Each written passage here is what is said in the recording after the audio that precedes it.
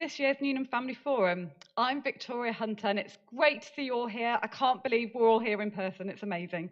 Thank you for coming. I know there's been difficulties with trains, etc. Thanks also to those joining on the live stream.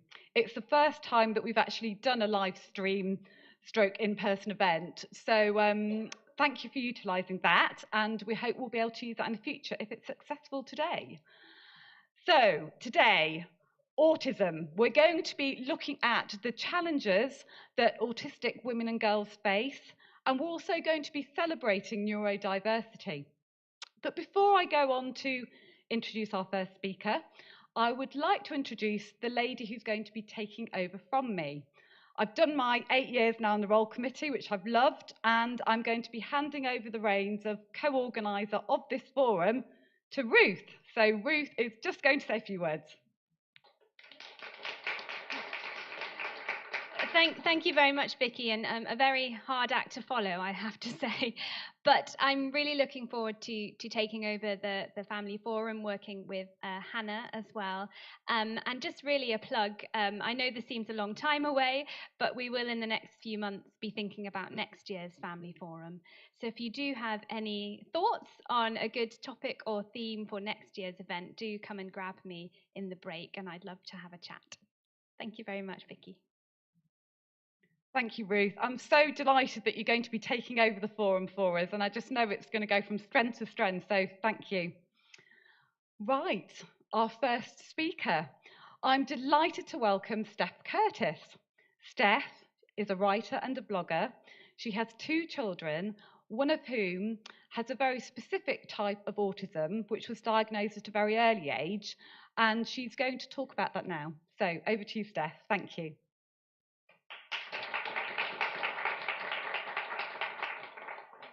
Hi everyone, so I am Steph and I have 2 girls, and that's kind of how I introduce myself all the time, because my blog, as I should find the speaker notes to change, is called Steph's 2 Girls. Oh, that's the end. Get there in the end. So there's me and my 2 girls, and that's the picture I use on my blog. They are 17 and 15 now, and 5'11", tower over me, but that's when they were quite cute and they were 8. About 8 and 6 in that photo. I don't have many photos, they're not keen on photos, but that is one that I've used all the way through. And then the other picture, the girl sitting on the hill, that artwork is not me, that's my younger daughter's character online. So she calls herself Pearl, and her thing is digital animation, digital art, and YouTube are kind of the loves in her life. So yeah, that's them and me. A little bit more about me, I guess. You see my note cards. I'm not a speaker. I'm just a mum, really. And I come out to talk about this because I am very passionate about trying to get other people to hear about pathological demand avoidance.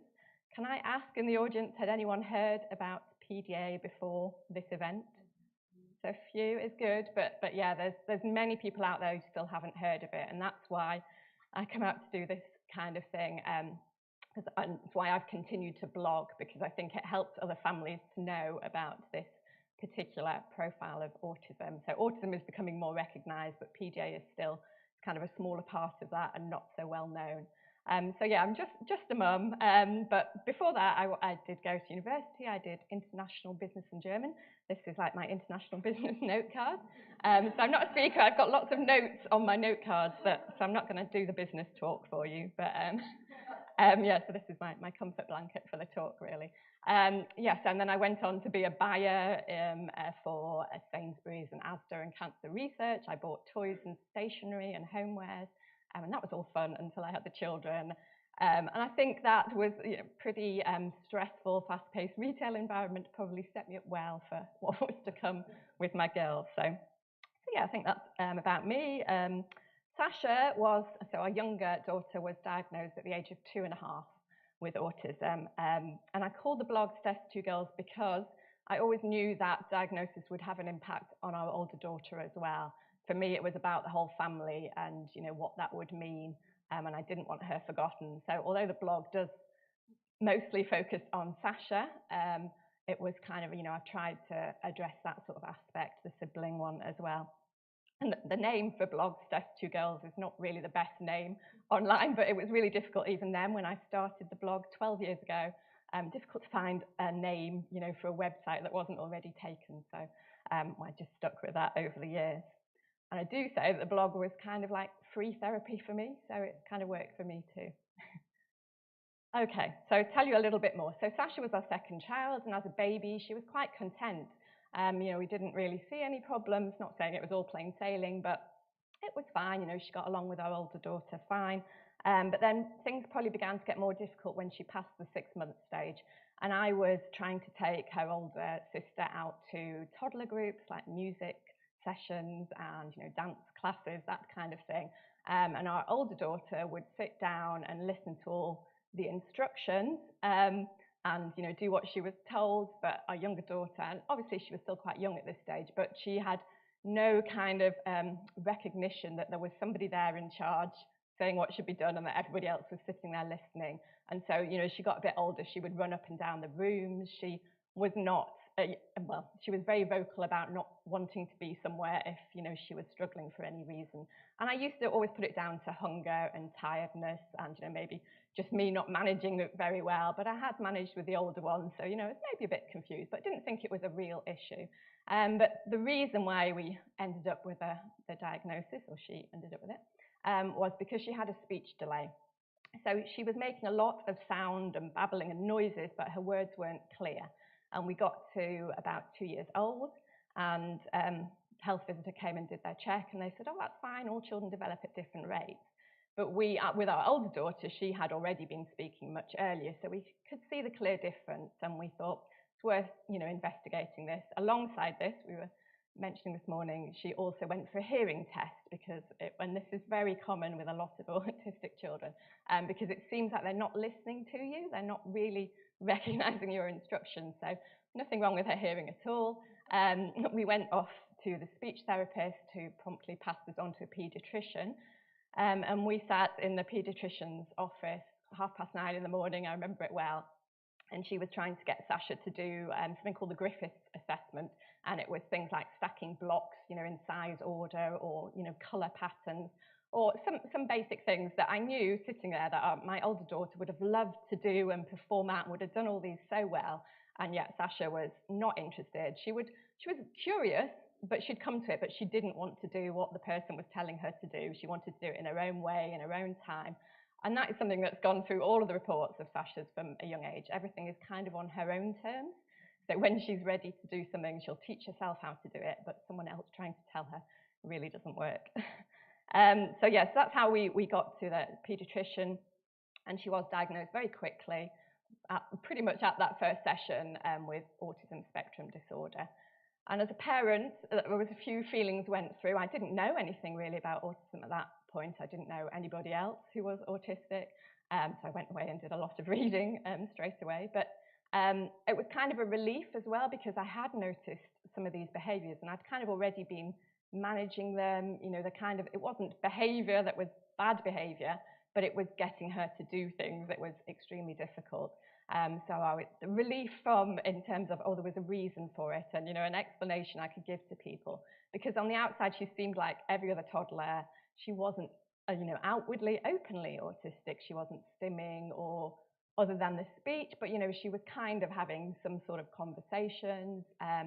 So it kind of, from first glance or first meeting her, nobody would have picked her out as being autistic, which is true for a lot of autistic people. But I think as a parent, you go through that, if she's had a diagnosis so young, it must be really obvious to everybody.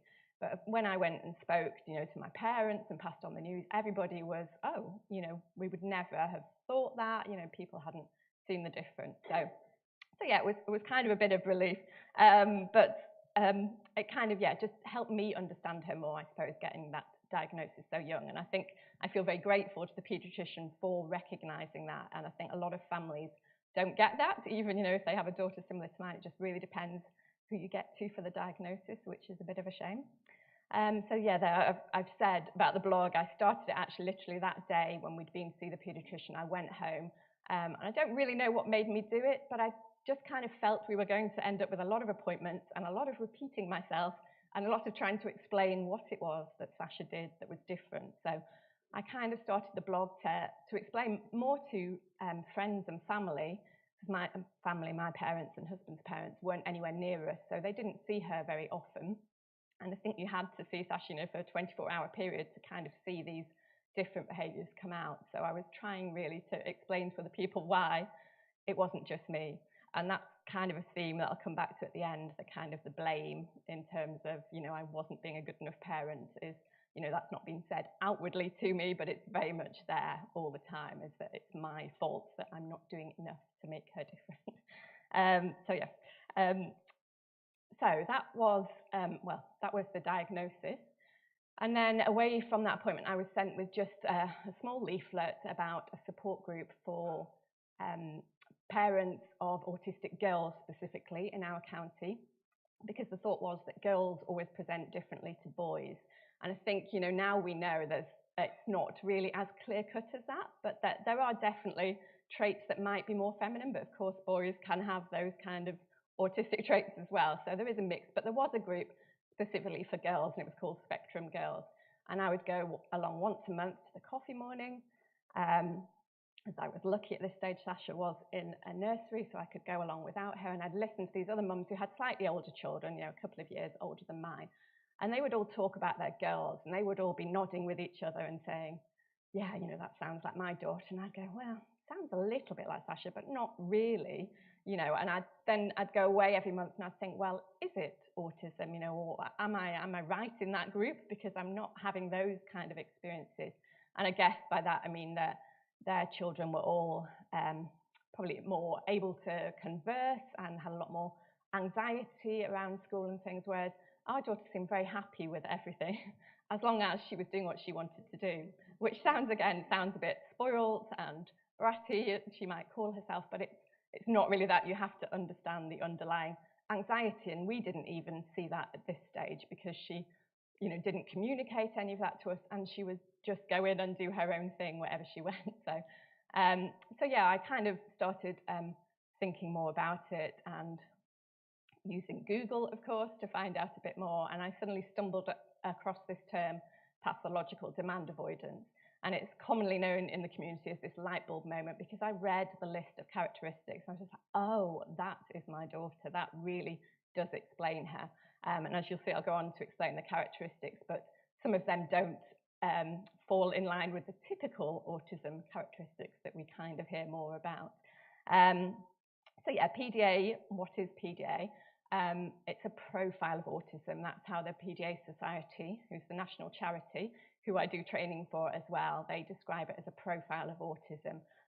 So a specific set of characteristics, but it is also, so it is autism. So the main three autistic, characteristics, the triad as it's known. So difficulties with social communication and interaction, repetitive behaviours or interests, and the sensory differences. They're the key three main components of autism.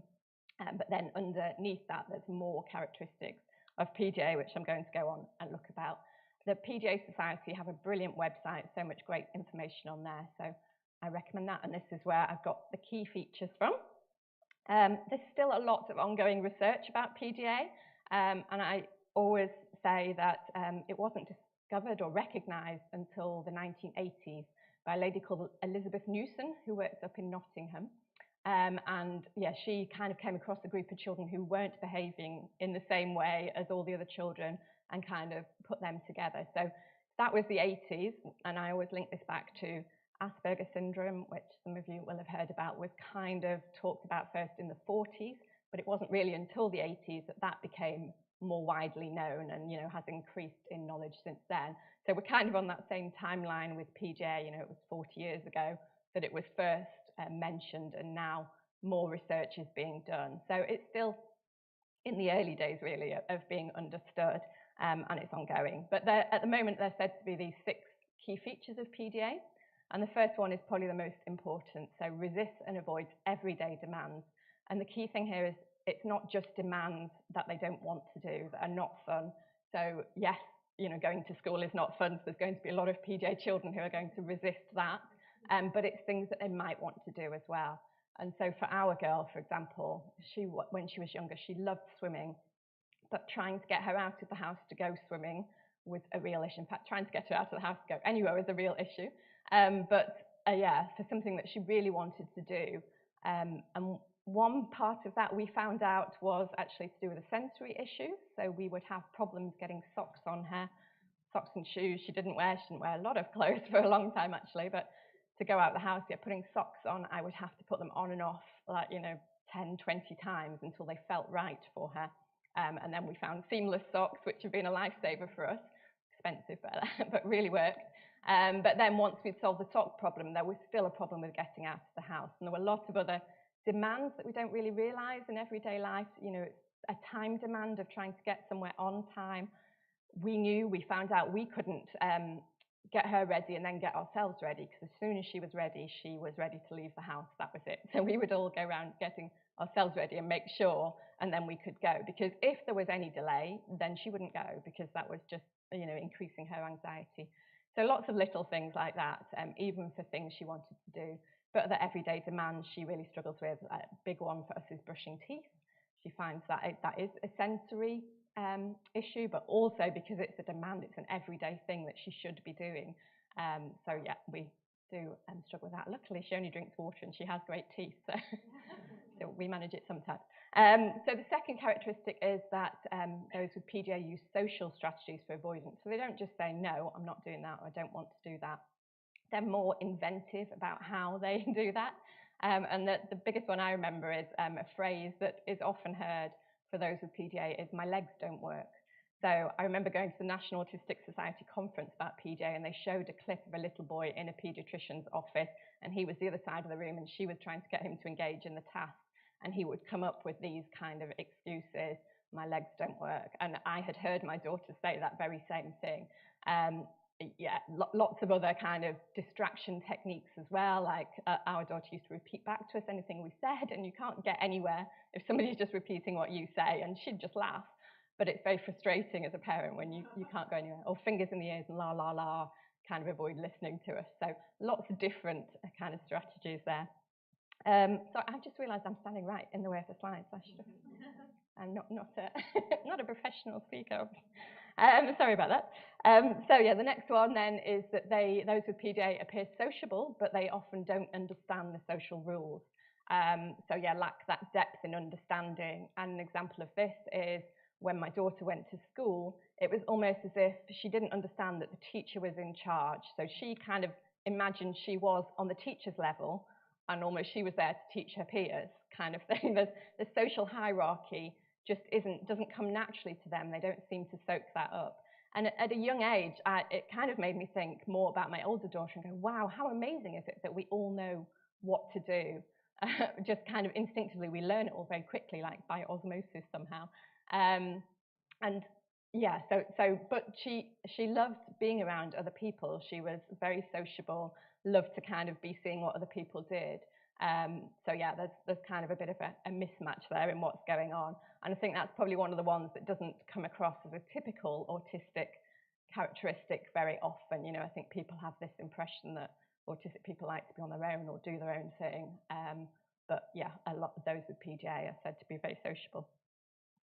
So the next three are, first of all, excessive mood swings and impulsivity.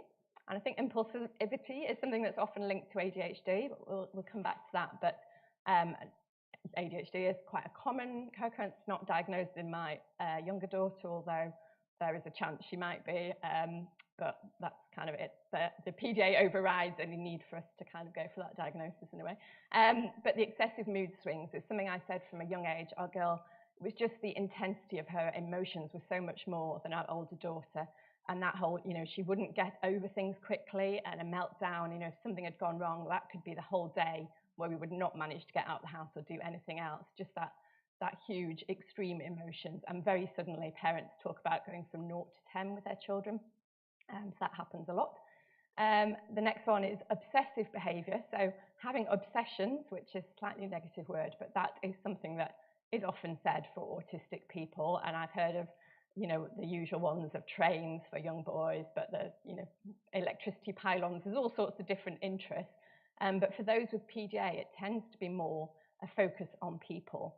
And the reason for that, and I should have said at the start, the short explanation of PDA is that it's an anxiety-driven need to be in control. And the reason is if you're in control, then you're not anxious about what's going to happen because you know what's going to happen because you're in control. So it's about keeping those anxiety levels low. And the focus on people then is to control your environment. So, you see the PDA children at the playground often trying to make the other children play their games because then they know what's going to happen in that game and they can direct it. So yeah, that's why it's said to be often more on people.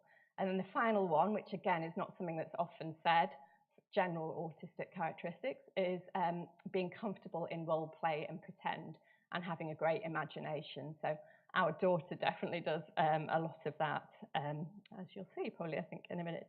So it's important to note, though, that PDA is also a spectrum. So we talk about the spectrum for autism generally, and that's so people with PDA might have some of the other characteristics. It's not a clearly defined, well, it can be a clearly defined thing, but there'll be some who will cross over with different characteristics, which of course makes it more difficult for it to be diagnosed for some.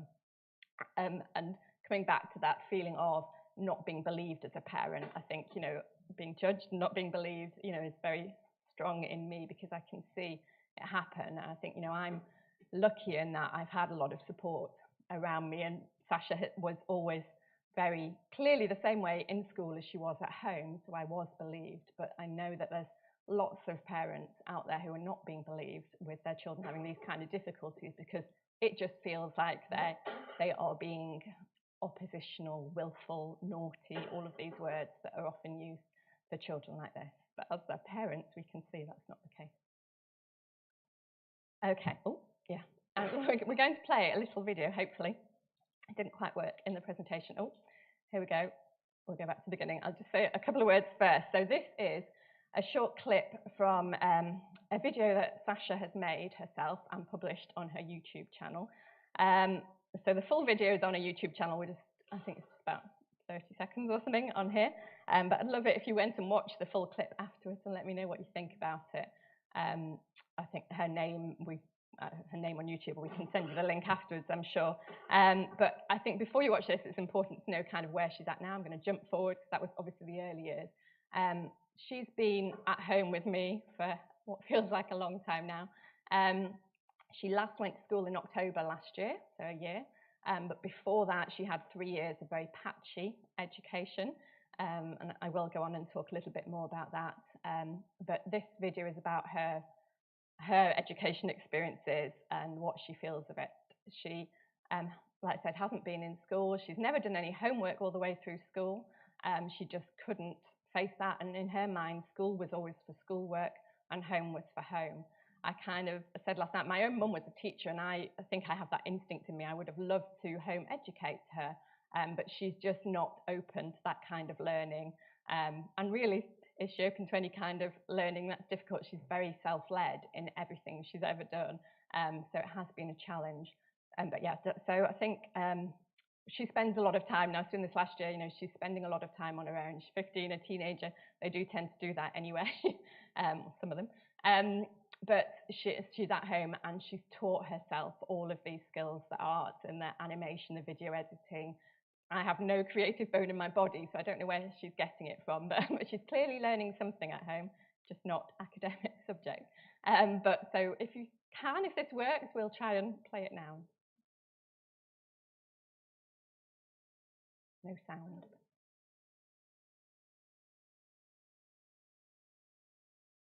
Will the sound go up?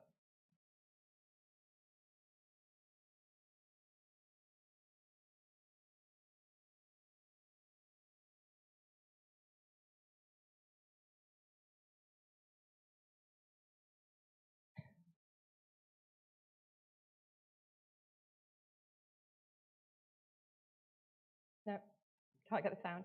It's a shame, but because you'd have heard her voice, and her voice is part of it. So I hope you would go and look at it on YouTube afterwards. But I don't know if you caught from those subtitles kind of what she was saying. School sucks is probably not a phrase I would have used, especially not coming to an academic institution either. But yeah, she has been left with feelings. I mean, trauma is a strong word. I don't want to go, there's been no trauma really in her life. You know, she's had we've had a very happy family life up until the school kind of failures, really. So there's a lot of that comes out in her video. I think it's been good therapy for her to do the video as well. So there is that. Yes, but everything she says in this video, and when you hear her talking, she sounds quite eloquent. She comes across, you know, as being able to express those experiences. But actually, in real life, she can't really talk to us in that kind of detail or to anybody else. She doesn't like talking. Having a two-way conversation is really difficult for her. She hates questions. We're not allowed to ask her, "Are you okay?" Even that's you know, a no-no. So there's certain things we can and can't say. So yeah, if I skip forward, hopefully. So just to talk a bit about her school, you'll see her graph appears in that video, her happiness versus the duration at school. She is very witty, that is one thing I'll say about her. So all of this, although she has kind of almost put on not an accent, a voice of, you know, it was all a terrible experience, but it wasn't all a terrible experience, but there certainly were some bad times, but she still has humour in it that comes out. So she started at a mainstream primary school. Luckily, that's because our older daughter was already at that school. And so I think she just kind of felt that was something that everybody did. She wanted to go to school. She wanted to be with other children. We weren't ever sure she'd put a uniform on. Sorry, am I running? I'm going to speed up a bit. She was happy there, but we didn't think she would go. So we were just relieved she went along. But we had sorted out an education, health and care plan, which is a support document to kind of talk and see what support she could get. She only had sort of small group work and that kind of thing, not an individual support person. But that worked fine at the infant school. And then she moved up into junior school and things got a bit more difficult where they were trying to make her do more work, obviously. And it was at the point where in year 5, at the end of year 5, they were ramping up there trying to prepare for the SATs the next year. She was actually, I think the first year had to do them in year 2, but those tests she didn't really do. She didn't do them in the classroom with the other children. They had to, you know, kind of get answers out of her. It wasn't really in a typical way. But yeah, so year 5, and year 5 was also when she started to realise she was different. So all this time, although she'd had support in school, she had no kind of recognition or understanding that she was in any way different from the other children. Even though she would stand up and walk around the classroom, she wouldn't sit and listen to the teacher. She would kind of be doing her own thing, but she was soaking it all up. But yeah, she just didn't see the difference until year 5. And then she said to me, "I'm not like all these other children. I want to be in a school with children like me," which is quite difficult because in our county there are only mainstream schools and then special schools for learning disabilities. And brain-wise, I don't know what the correct terms are. You know, she's obviously quite intelligent, but she's never going to sit down. She probably won't do exams, though I never say never. But she's not going to sit down and do academic subjects, but she's quite bright. So she doesn't really fit the profile, well, definitely doesn't fit the profile of a learning disability school. But that was kind of the only option we were left with. So we did, after a few months out of school, then send her to a moderate learning disability school, where she kind of managed just about for a year. But the fact she was still going was because she wanted to be in a school. But she would come home and say, "Mum, the other children are doing 2 + 2 and I can do 1,000,000 + 1,000,000. And that was kind of, you know, she was being left to her own devices at the back of a class of other children who all needed much more help. So it didn't work particularly well. That placement broke down. She had a short time with medical tutors. So she actually had about 2 years out then because of COVID. So the local authority hadn't done anything before the lockdown, and then all of that happened. And then she started with some medical absence tutors briefly, and then moved into a specialist school in our county that's only for years 10 and 11. I think she was only doing art and design there, but they weren't happy that, well, they didn't want her to do the English and maths there because she was not likely to be sitting the exams. Presumably that's not good for their records. So they didn't want her there on roll. So we ended up having to go and do a tribunal. And we were hoping for some support to get somebody at home to help her. But as it happened, another school came along and said they would do anything that Sasha wanted. So that's kind of what the judge ruled.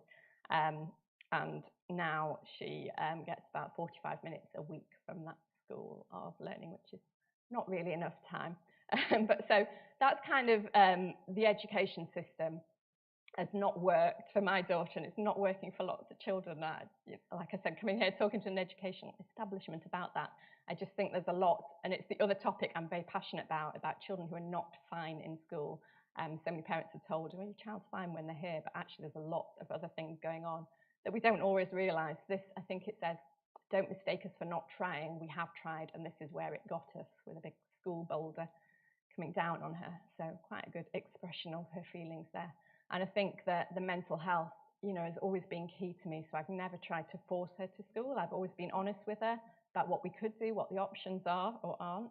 And I think for me that was really important rather than fighting against her. So although it has had an impact on her mental health, because the right provision hasn't been there that she's really wanted, maybe hopefully we've mitigated some of that.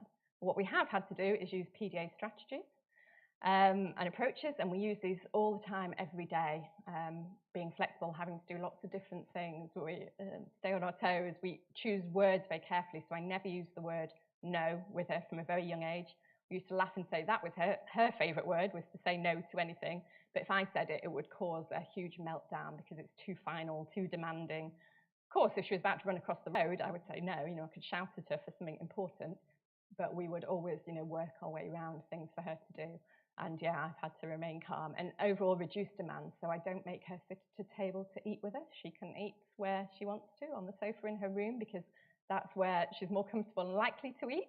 That's not how, as a parent, I thought I would be acting, and it's not what I have to do for our older daughter, who is perfectly fine to sit at a table with us and eat. But that's what I've had to do for Sasha. And I think for me, it's trying to get that across is what the difference is, why I've had to change the way I parent. But obviously what impact that has for education, other people who come across it, because using all these strategies is necessary. I wouldn't do it if it wasn't, because the other way of parenting is much easier. So yeah, that's a short bit about that. And then the other part of the story, very briefly now, I'm getting to the end, is that so our other daughter, Tamsin, who's 17 now, she was diagnosed actually last year, the beginning of last year, first of all with ADHD, and then later in the year with autism. And of course, we didn't see that coming. I knew a lot about autism, but I knew a lot about my younger daughter's autism and PDA, and I knew of the other profiles. But our older daughter, brilliant masker, she had friends, again, sociable but not comfortable with her, but I kind of thought a bit like me, social anxiety. But she was in a drama group after school. She seemed to be doing fine, performing very well academically. So they're kind of all the classic signs, actually, when you look back on it. And the reason she was diagnosed, because lockdown really hit hard. She'd already struggled a little bit with the academic work, needing to write things. So although she knows all her stuff, actually getting it down in an essay is very difficult for her. And that's where the ADHD came in. She's not typically ADHD, extrovert, hyperactive person.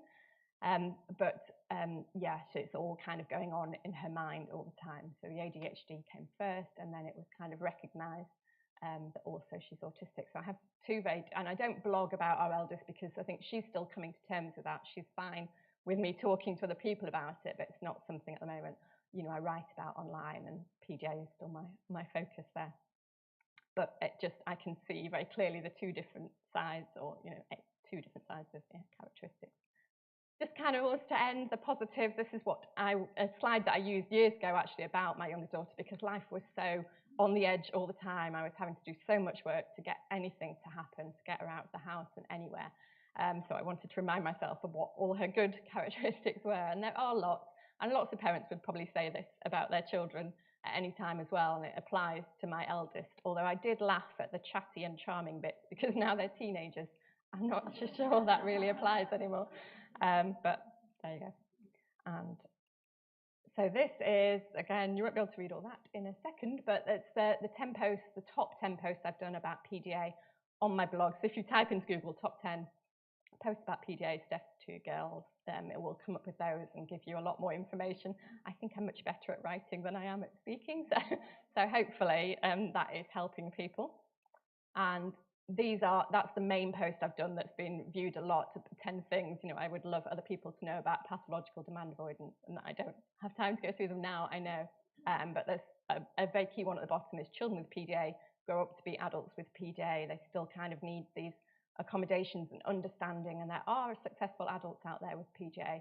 And my daughter, you know, like I said, unlikely to get any GCSEs or degrees, but I'm sure she will be successful, probably with video editing or whatever she kind of goes on to do. It will be a different route than a classic academic route, but that's fine. Okay, and then that's just where you can find me. I do a lot of social media work to try and get the word out there, and I am writing a book.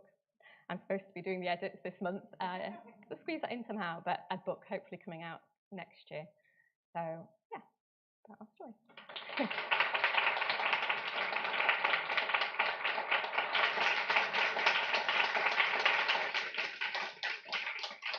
Thank you, Steph. That was absolutely fascinating. We've all learned a huge amount about PDA, and thank you so much for sharing your personal journey. Your daughter's voice really came through on that, so thank you. Our next speaker is our very own Newnhamite, Julie Bailey. Julie has done extensive research into autism and education. She's been involved in the setting up of the Cavendish School, which is a special school for people with autism, right here just on the outskirts of Cambridge. So I'd like to invite Julie up now to speak a little more about that. Thank you. Thank you. Is that right? Have you got the clicker? Oh, it's on there. Let me get the clicker. Right. Okay, so I have to make sure I get this right. So I'm going to start by saying school sucks. Sorry, Steph. If Sasha wants that to be what we hear, then that's what we're going to hear. And what I'm going to talk about today is part of the work that I do. Some of the work I do with autistic students is right here, in this building, mostly sort of in the cafe, because there is support. So, because university also sucks sometimes, but there are ways to deal with that, and there are ways to make it better. So what I'm going to talk to you about today is how I've spent the last 10 years focusing on autism and education and how we can make it better. Now, I arrived at that career. I'm not young enough for that to be my whole career, obviously. So I think I do try to check this sometimes. I have a sneaking suspicion that I am the oldest student here. And I think it sort of comes and goes, but I think I do ask sometimes, and I might be. But once upon a time, I was probably one of the youngest students here back in 1990, when I was just 18 and a couple of weeks, all shiny and fresh. So there was a whole career before then. I did a degree in geography here, went to Oxford and did a PGCE, and then spent nearly 20 years teaching. And then, this is a family forum, for family reasons that we just don't have time to get into today, I refocused my career on autism education. My day job became working here in the university for the disability service with our students with autism and other disabilities and mental health conditions to support them in their learning. Along the way, I was invited to become involved in the Cavendish School. Not even entirely sure whether it had a name right then. It's about the time it got a name. There had been a successful free school bid by Impington Village College and the Morris Education Trust that it was part of, and we're just outside Cambridge, and they needed somebody to kind of join the steering group to help guide the development of the school. And that became a Chair of Governor designate role, and now the school has been open for a year, and so my role there is as Chair of Governors. And the Cavendish School is specifically for children and young people with autism as their primary need, because, as we know, there's a gap in the education provision. So what I'm going to talk to you today is about what happens if you spend 10 years trying to stop school and university and education sucking for autistic young people. So, and what, half an hour, that's enough, isn't it, to do that. So I'm going to talk about, just a little glimpse of what it's like if that's what you're trying to do. And the two things I'm going to look at, firstly, is the first thing you have to do is you have to challenge what is there. And particularly those assumptions that underlie everything that we do in education and in the world around us. And then once you've challenged those assumptions, you can't kind of finish that. You've got to start getting on with building something that is inclusive. And so we're going to look at how you do that. And by inclusive environments, I'm taking a very broad definition. So the three main roles I have. So the work that I do with our autistic students is as a specialist learning mentor. And that's part of the disability service. And that's one-to-one work with an individual student. And the kind of questions that we ask there is, what is challenging? What are the barriers you are facing right now? Because that's what we can deal with. What strategies do we need?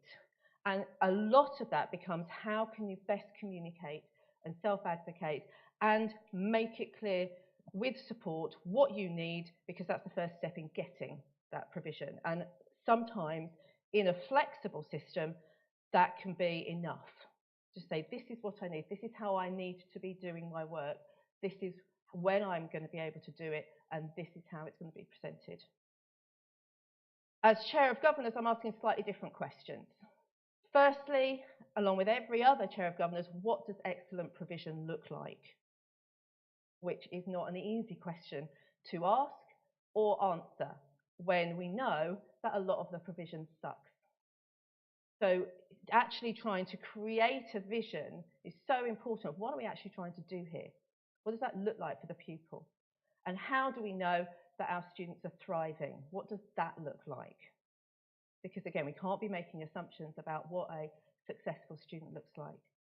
And if we are getting that right, then how can we lead on educational change? Because there are 81 pupils in our school, and there are far more than 81 pupils who need better education. So we have to make some kind of difference. So the other part of my day job, or role, because you don't get paid, is as a researcher. So I do research at the Faculty of Education. It's a part-time PhD. And so in that role, I ask very different questions, because I'm stepping back, because we know that assumptions are dangerous things. So my role as a researcher is to listen to the voice of our autistic students. And my work has spanned secondary education and now focusing on higher education. So how do students experience their learning? Because if we don't ask that question, we can't then challenge the assumptions that are based on what we think is going on. And then which modes of learning work best is not a difficult question, but it's an important one. And the last few years, universities have gone through an absolute, massive change. And we're sitting here going, well, we're going to use online learning and we're going to use these forms. We need to understand whether they work. And then what are the implications? To be able to shout that back and say, that is not working for these pupils, these students. So these questions, and this is almost every day, but certainly every week, moving between these roles. And so they seem to be coming at it from very different angles. But the way I see it is it all comes together in a single question, is how can we challenge those barriers to inclusion for autistic learners and then build learning environments that support their full engagement and success. And when you actually look at each part of that, there's an awful lot of work to be done, because we need to identify those barriers to inclusion. We need to understand what inclusion is to see where is it we're trying to get to. And then we need to understand sort of what engagement looks like and what success looks like, because it may not be in exams, and we need to find other ways to look at it. So what I'm doing, because I'm aware that it's a Newnham event, and so you might be sitting there thinking, how do you even end up doing that, and what does that look like when you're doing that each week? This is what it looks like. So it's the classic kind of writing academic article. So some of it is just really formally kind of engaging with that world, engaging with the literature. So I'll be writing up that research in a formal academic setting. This is the project involves reaching out to students and then using what they're saying, and this is part of my data analysis. So it's actual kind of data and looking at that and trying to learn from that. And then taking that into the school what I'm going to be talking about is a period of time that I've been working with the school, most of which, so at this stage, there were no employees of that school. So there was a lot of work done before we appointed a head teacher. So what is a school when it has no head teacher, it has no teaching staff? And the answer to that is it's a set of ideas and it's values, and it's setting up those visions and values. So the work involved in doing that was, and these are, if you've got a good view of that, it's clearly locked down because of the, there's not good hair going on there. And this is just having those conversations. And part of what we need to do is to be open and honest about those conversations that are guiding our vision for the environment we want to create. So where we're looking at what research is being done and the ideas that are out there, making those explicit and sharing them with our community. Because even before we had a head teacher, there was a school community of potential families and families who needed that provision. Some of whom were not able to access that provision because by the time the process of building school through a pandemic, then some of those years were not able to access it, but there was a community. And then we still do that. So back in March, took part in a roundtable discussion to try and still around the experience of that school. So this is sort of what that actually looks like. So I said we need to challenge things. So the first thing you do is to challenge, and you have to challenge the assumptions right at the beginning in that diagnosis and in the language that we use around autism.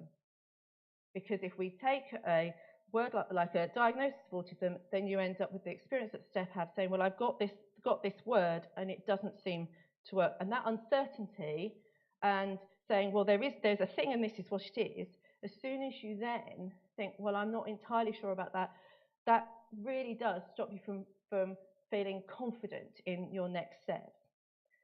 So in terms of that challenge, we are asking, what is autism? And this happens in every single role that I have.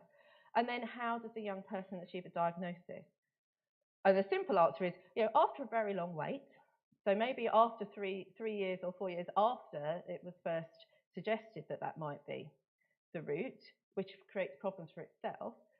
And on a very practical level, if you want to do research with autistic university students, many of whom will not start to be looking at their difficulties in that way, or even thinking about a diagnosis till they start their studies, then they may well have finished before they've got a diagnosis.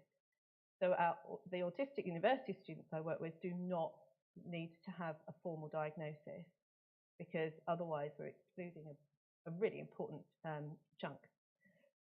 So in terms of the work that's going on in academic circles, there is a lot of work going on around this. And in Cambridge, some fascinating work being done by Duncan Assel and the team at the CBU here in Cambridge, looking at removing those assumptions, which is why it's really interesting for me. And that work is looking at children who are struggling in school in some way and looking at a whole load of different parameters for each of those children, and then they're actually using machine learning, so AI techniques, to say, well, if you look at the characteristics of these children, what kind of categories emerge?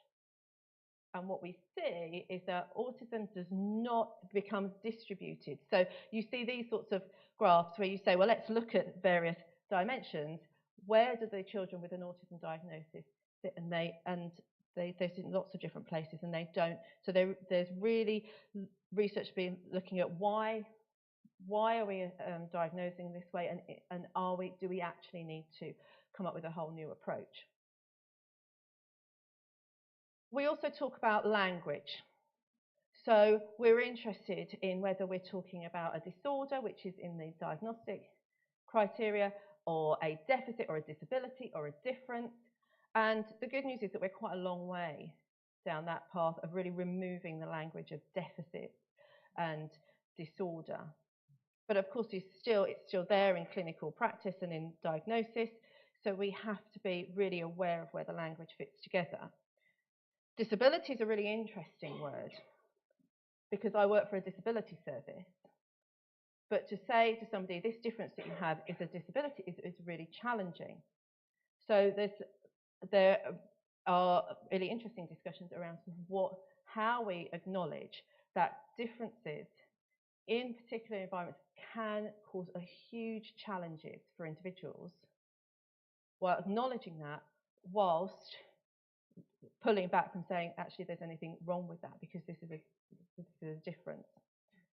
So where we are in terms of autism research is at a very pivotal stage of this is a 2020 paper by Francesca Happe and Uta Frith, who are key autism researchers, that kind of put to bed a lot of the ideas of like there is one presentation of autism and that this is how it works. And so this paper concluded there were these 7 dimensions of change that when we looked at them, they're just opening up the conversation.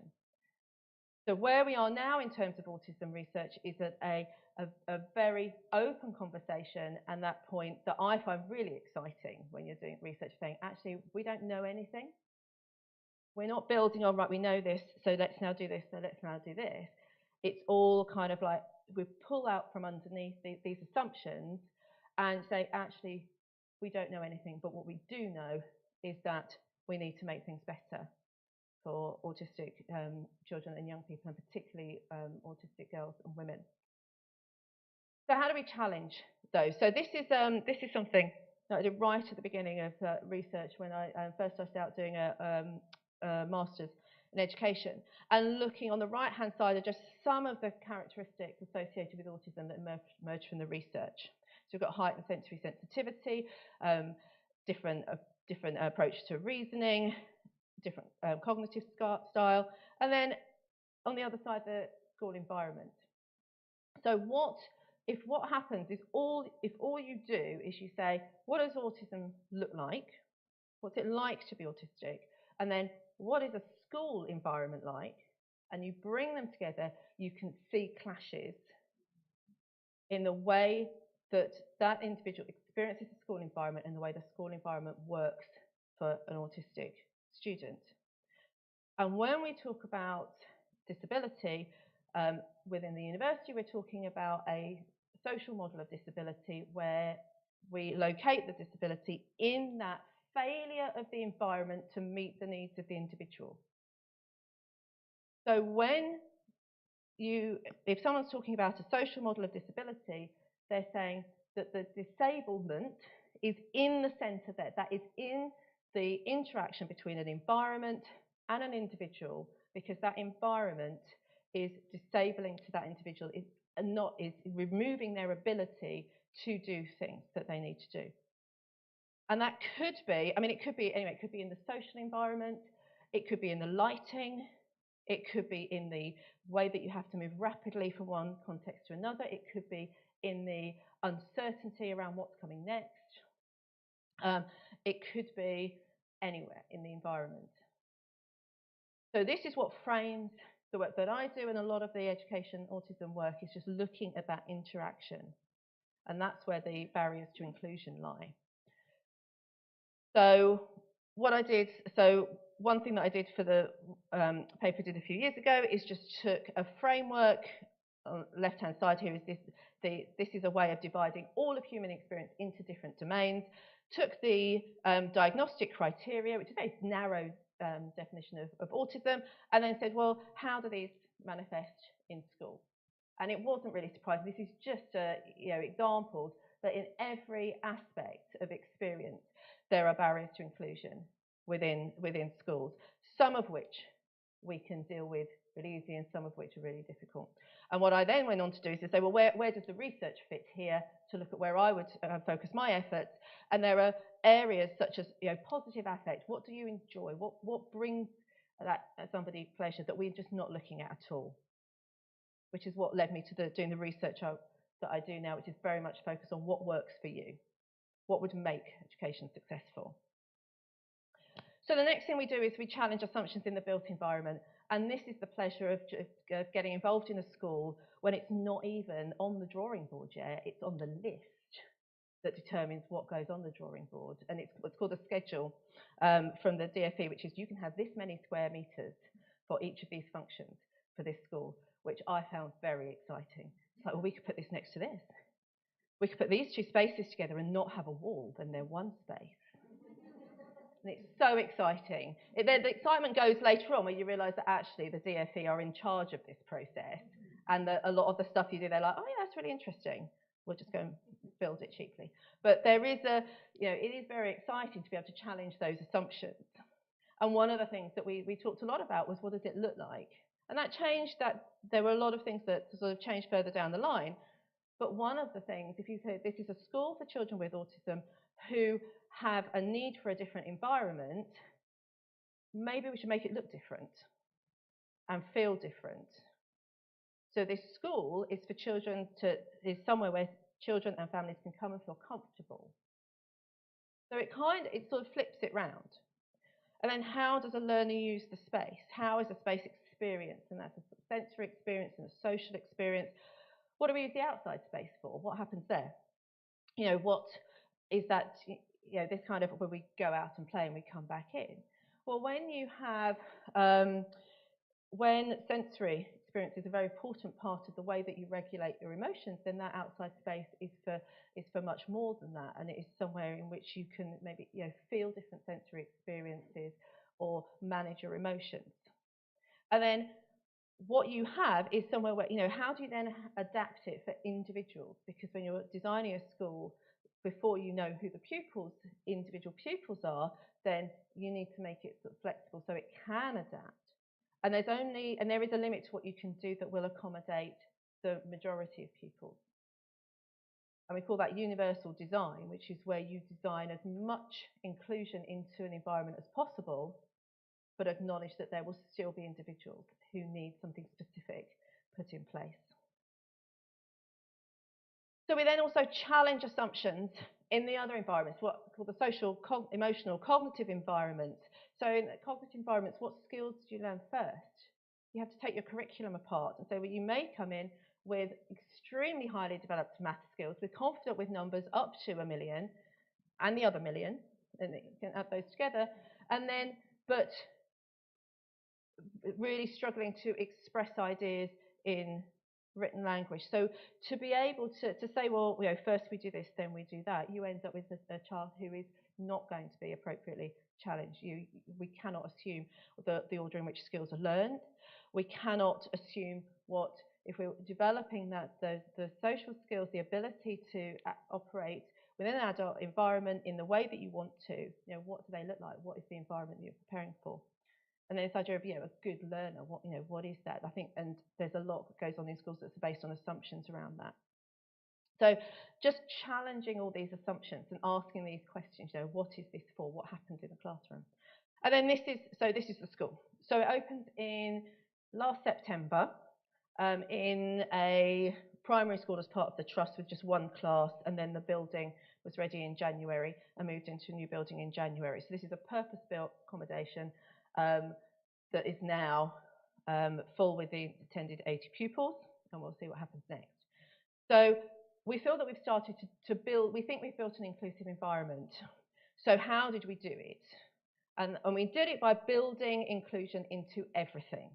So the first thing you do is you build inclusion into the team, right from the very start. And the way that you do that is you are very, very clear on your values and your vision and what inclusivity means. And this came out of the work at Impington Village College, which is a hugely inclusive mainstream school. It has more pupils, it's a secondary school, has more pupils with EHCPs than any special school in the county. So as a mainstream secondary school, it is technically the largest. A mainstream secondary school, it's technically the largest special school as well, which is a really unique environment. So you say, right, there's something here that is working for pupils. So we build the vision around that, and then you appoint the right leader. And the leader here is, of course, anybody who's in teaching, is the Steph, who's in the blue shirt, kind of hiding at the back, because that's what leads in education do.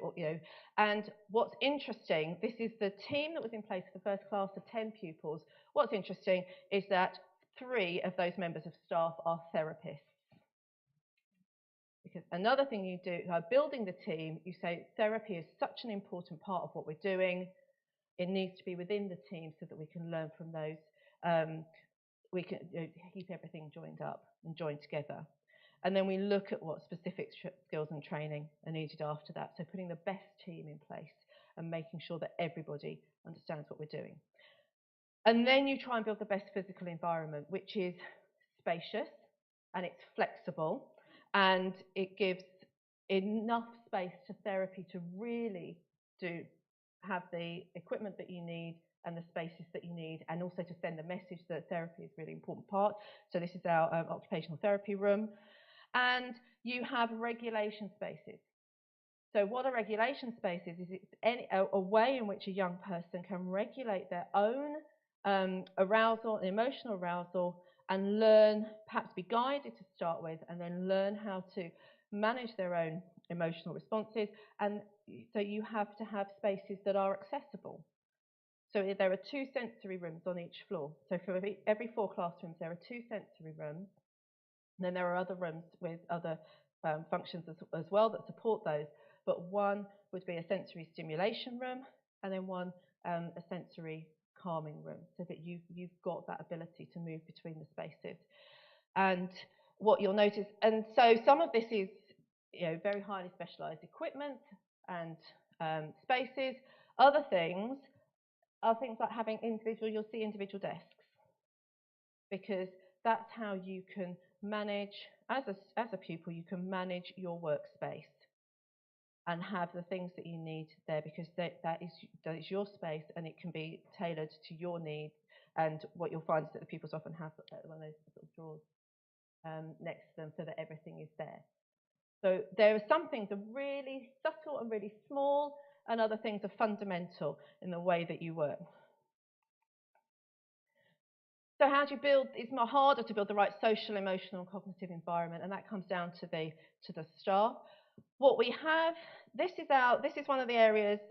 This is the dining space, and then what's technically the library space, which is then somewhere else to create a larger space. And what you find is that actually it can look quite plain. Those colour panels on the wall are noise-absorbing panels. So you've got a large space, but with the noise dampened. But what it's lacking is lots of kind of stuff, isn't it? Normally schools have lots of stuff. And if you walk through there when there's no pupils using that space, you think, oh, this just feels a little bit plain. But when you talk to the staff, you say, oh, why don't you put stuff up there? They say, well, actually, no, because once you've got tables and pupils and people moving around, then it is that's enough stimulation anymore, and it's just overwhelming. So what you might find is that building that into the environment, and then building the routines and the team and the way of interacting that is supportive of supporting the pupils in what they need, is absolutely vital. So there's a lot of sort of relationship building, the way that assessment and progress are monitored. There's a IB-based curriculum, International Baccalaureate-based curriculum, bespoke to the school. They say, yes, what we're doing fits with the IB curriculum, but our pupils have particular needs. So taking control of what the curriculum is and how we define success. So as a chair of governors, I will get progress data, attendance data, and so you look at it and go, okay, so those are numbers. What does this mean for our pupils? Is this, does this show that our pupils are being successful? And a lot of that depends on the context. So being really careful with defining success in terms of the context. And then what do we do about interventions? You can build all of that into the environment. What you also have to build in is ways to meet that pupil's needs. And so I said there were 3 members of therapy staff. There's now, I think there's 7, there's 6 on here. I think it might actually be 7 now. So in a school for 80 pupils, there are 7 therapy staff within that team. Now those pupils, some of that therapy is built into their EHCP, so they would get that therapy in some way, but there's a massive difference between having a team that includes all those therapists and having someone come in, remove the child from the classroom and come in. So you'll see that so some of the therapy might happen in a separate space, at a separate time, or in the classroom, or in the structures around them. So building interventions into the provision takes a lot of skill and takes a lot of care by looking at what that pupil's needs are. So when you've done that, you've started to build inclusive environments, but there's more to it. There's the other part of what I do, which is the research, and that's all about challenging assumptions. So having conversations around the assumptions that we have, and this is what that looks like, which is really quite dull graphs. I always use the orange and blue. I think it's the default graph colours. And so this is really, really simple. So this is the kind of work that I do in my research work. All this is it's saying to students, university students, here's a list of words, and they appear twice across the bottom. So the blue is our autistic students, and orange is there's a comparison group that do not have anxiety or ADHD or other difficulties. And so you just simply say, which of these words would you associate with pre-recorded lectures? And we love pre-recorded lectures at the university. That's what saved universities. And, the pupils can watch them whenever they like, and they're in their own environment. And many autistic students said, this is great. I don't have to go out into a busy social environment. I can be in control. So it was really quite surprising because there was a lot of positives in that for autistic students. But it was really quite surprising that when we asked autistic students, they were reporting that first star is on distracted. They're much more distracted than other students. I'm thinking, you're in your room. What are you being distracted by? And then much lower reporting of being satisfied with their work, and sort of the flip side of that. So you follow that up with interviews and really talk about that. And what you find is it's in the lecture itself. So you may be able to control the environment, but in the lecture, you're sitting there thinking, why are you telling me this? Where does that fit? What's going on here? Or that's a really interesting detail. And because we're not scaffolding and signposting the learning enough, we're not saying this is why we're doing this. And so building that into lecture. So even though we know that they work really well, that gives us a way to start to address a barrier to inclusion. And without asking a really simple question, was how are your pre-recorded lectures for you? Without asking that, we don't know that we are failing our autistic students in the way that we are presenting the material, and what's actually going on in that lecture and how it's structured. When I asked about small group teaching, and this was both online and in person, autistic students were reporting much lower reporting of concentrating, which we might well expect because this is now in a social environment. And along with that, significantly higher levels of feeling frustrated with their learning. Okay, so what we might do is say, well, this is because it's a social environment. But then we asked about social aspects of their experience, and there were no differences at all. So again, we're making an assumption, then we need to go back and ask the question, what is it that's stopping that concentrating within that environment? And if you're not concentrating on what the learning is, then that learning is not working for you. That is in itself a barrier. And then these are things that may go under the radar. So I work with the Cavendish. These are pupils many of whom have had a terrible experience in school and would certainly agree that school sucks. Some of the university students I talk to, they're at different universities, but some of them are at Cambridge, might say, well, education worked for me, I'm here. But if we're providing these low-level challenges and it's not quite working, then our autistic students are having to work twice as hard and they are frustrated, and that's not okay because that has a knock-on effect onto their mental health and their success. And where are the autistic students that should be at Cambridge, but were not there because all of these things just brought their grades down? So we're working at both levels. Pupils who need a large level of intervention, and then the other end is just saying, it looks like you're doing okay, but what is it that's just making you exhausted at the end of the day and just making it harder? So this is again about just those assumptions behind what we do and challenging the assumptions. So how do we challenge barriers to inclusion for autistic learners and build inclusive environments? We firstly challenge the language of difference. What are we actually talking about? when we talk about autism, are we using that as shorthand for something that we don't actually know exactly what it is and putting people with very different needs in one category? Are we assuming things are simple when they're complex? Once we do that, we can start to challenge the barriers in the environment in its very broadest sense, and we start to recognise those things that may not be working for everyone. And by doing that, we can then start to build better learning environments, whether it's presenting our online lectures in a much more structured way and a clearer way on what the purpose is, or whether it's building environments with low sensory challenge for students where they can actually function and work on their learning. And if we do that, then we can change the experience for autistic learners. And because school sucks, that change is probably going to be for the better. If we make a change that is based on these things. And when we do that, that will then feed back into challenging the language that we have. The language of, more subtle, looking at the differences between autistic and non-autistic learners, or autistic learners with different profiles. And this is where it all fits together. So that's how I think that we can make a difference for our autistic people. That's why I spent my time doing it.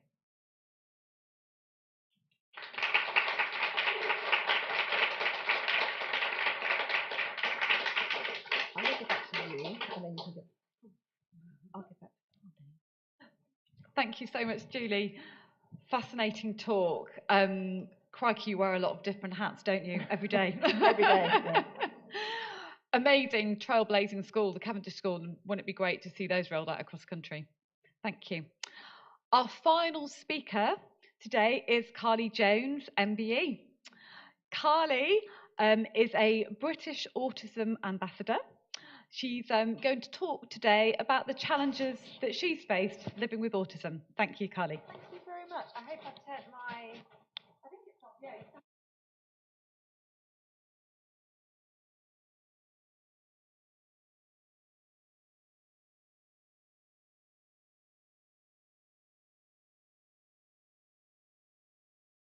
Oh!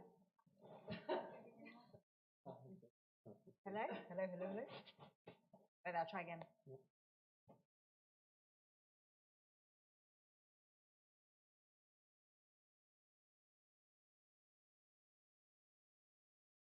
Hello, sorry about that. I should probably try and get my PowerPoint up at some point. There we go. Thank you so much for having me. It's a real privilege to be invited. Yeah, my name's Carly. I'm autistic. Spoiler. I was diagnosed at 32 years of age after 2 of my daughters were diagnosed autistic at 2 and at 6 years of age. My special interest is safeguarding, so there'll be a very heavy safeguarding perspective on that.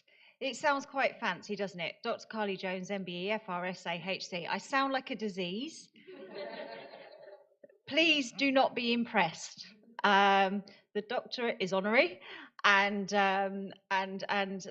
I'm amazed to be speaking at Cambridge University because I have no GCSEs, and the only test I passed at school was clear blue. I was a teenage mum, clear blues. For context, we're all women here. Everyone knows what green is. Here's some pictures. Oh gosh! So I put this. I have no embarrassment gene, and I'm really unfiltered, so I can sit quite. People don't realise how autistic I am till I start. So I get on stage and they're like, "Oh, there it is." I said to my mother, she said, "Oh, what should I do?" You know, she's like, I'll just be myself." She's like, "Please don't." It's a bit like Frank Spencer. I don't know if you remember what some mother say anyway. Pictures. This is quite old. My dog's dead now. Oh, God. Thank you. It's our assistant's dog, bless his heart, but I'm glad he's there. Hunter. Sorry, I got distracted again. So yes, I've been working as a British autism advocate since around about 2008, with my parental hat on, talking about autistic women and girls, because my girls were diagnosed at 2 and at 6 years of age. My daughters are now 14, 20 and 24, 24 being the clear blue one, makes sense. And and yes, it's every support group we went to, everyone had sons. I thought this is a bit strange. And then every book I brought about, raising autistic children, it all referred to boys, and I thought that's a bit strange. And then one day, I was dropping off one of my daughters to school, and the head teacher said, "Oh, can we take you into the office and have a chat?" I was like, "Yes, of course." I remember I was a school refuser myself. So that was really scary, even though I was in my 20s at the time. And for context, I'll give you the context of these kind of schools that my girls went to. I brought the cheapest house I could get in the nicest area to get them into the best, free to access school. All of the other parents tended to drive Range Rovers, wear a lot of corduroy, I noticed, and barber coats. And I had a neon yellow Ford KA with a green velour tracksuit. 25, I was about to say 25 children. 3 children by the time I was 20, by the time I was 25.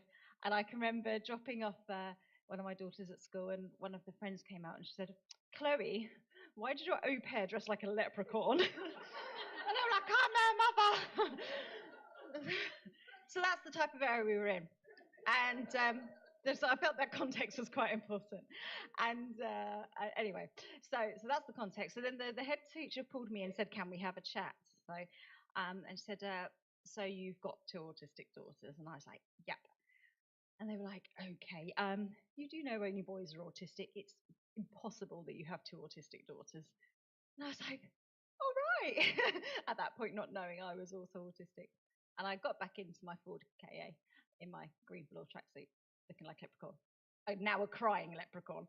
And I thought, well, I can either spend the rest of my life crying in this car park, or I can get on with it. So I decided to get on with it. So I've been advocating ever since for more awareness of autistic women and girls. And yes, that kind of started. Actually, can I say this? I saw in your Twitter bio, it said 150 years of celebrating outspoken women. So I'll let you know, that's my advocacy, although very impressive, because the first British autistic woman to address the UN. Don't be impressed by all that, because that's me on a good day. That's my Barocca day. It started off doing a sponsored kissathon in a local pub. And I was raising some money for the local autism charity in Berkshire.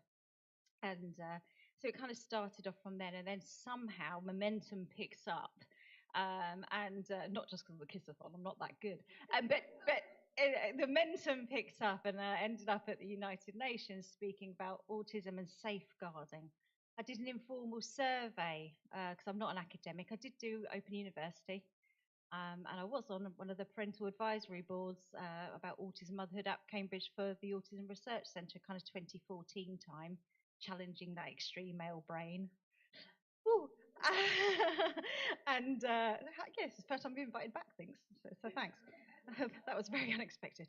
And kind of doing all of these things. But yeah, I did a survey asking autistic people before diagnosis or knowing they're autistic, and that kind of support for kind of self-understanding. Very subjective. How many had encountered abuse? 91% said they had. So I thought, oh, that's not good. I better go to Geneva. There I am in Geneva. I'll tell you a funny story about Geneva. They give you this the sign to put in front of you. I had my poppy on, had my Union flag on. I thought, I'm here to represent. I felt like a Spice Girl, but less attractive. And I said, oh, can I have the sign that says United Kingdom on it? I really want to represent my country. And they said, oh yeah, and turned around, and they gave me the sign, and well, no, I can't even pronounce it. Anyway, it didn't say United Kingdom. I said, I am British. Can I have the one that says United Kingdom? They're like, it is in French. So I was like, yeah, I was just testing you. So at that point, I felt really out of my league and hadn't even opened my mouth yet. So that went well. So I kind of went to the UN, and then lots of stuff in Parliament, and just haven't stopped since, really. That's MBE Day. That's my 2 autistic daughters. And that's probably about 5-6 years ago now. And then my other daughter's up there with the She's not autistic. She likes bright lights and going out a lot and telephone calls. And people often say to me, oh, isn't it really hard to be a parent of two autistic children? You're a single mum and you've got two autistic children. I said it was really hard to raise one that's not autistic. They go out all the time. They care about the labels in their clothes and, is this designer or is this? All I care about is cutting those labels out. Yeah, but she's wonderful. I should probably... so why safeguarding? There's me at 14. Look at my father. He looks delighted. I think that was probably a stressed smile. Oh yeah, there we go. There's the sign, that's United Kingdom in French. I still can't pronounce it, but in case you ever find yourself at the UN, don't do what I did. Stood like, you can see the people in the background. One's got his arm on someone else, like it's all right, she'll be gone soon. Who let her in? So yeah, safeguarding. I've had a lot of vulnerabilities, and I'm still a very vulnerable adult. People will, I guess, kind of see. I think with autism, sometimes it's not the event itself; it's the preparation.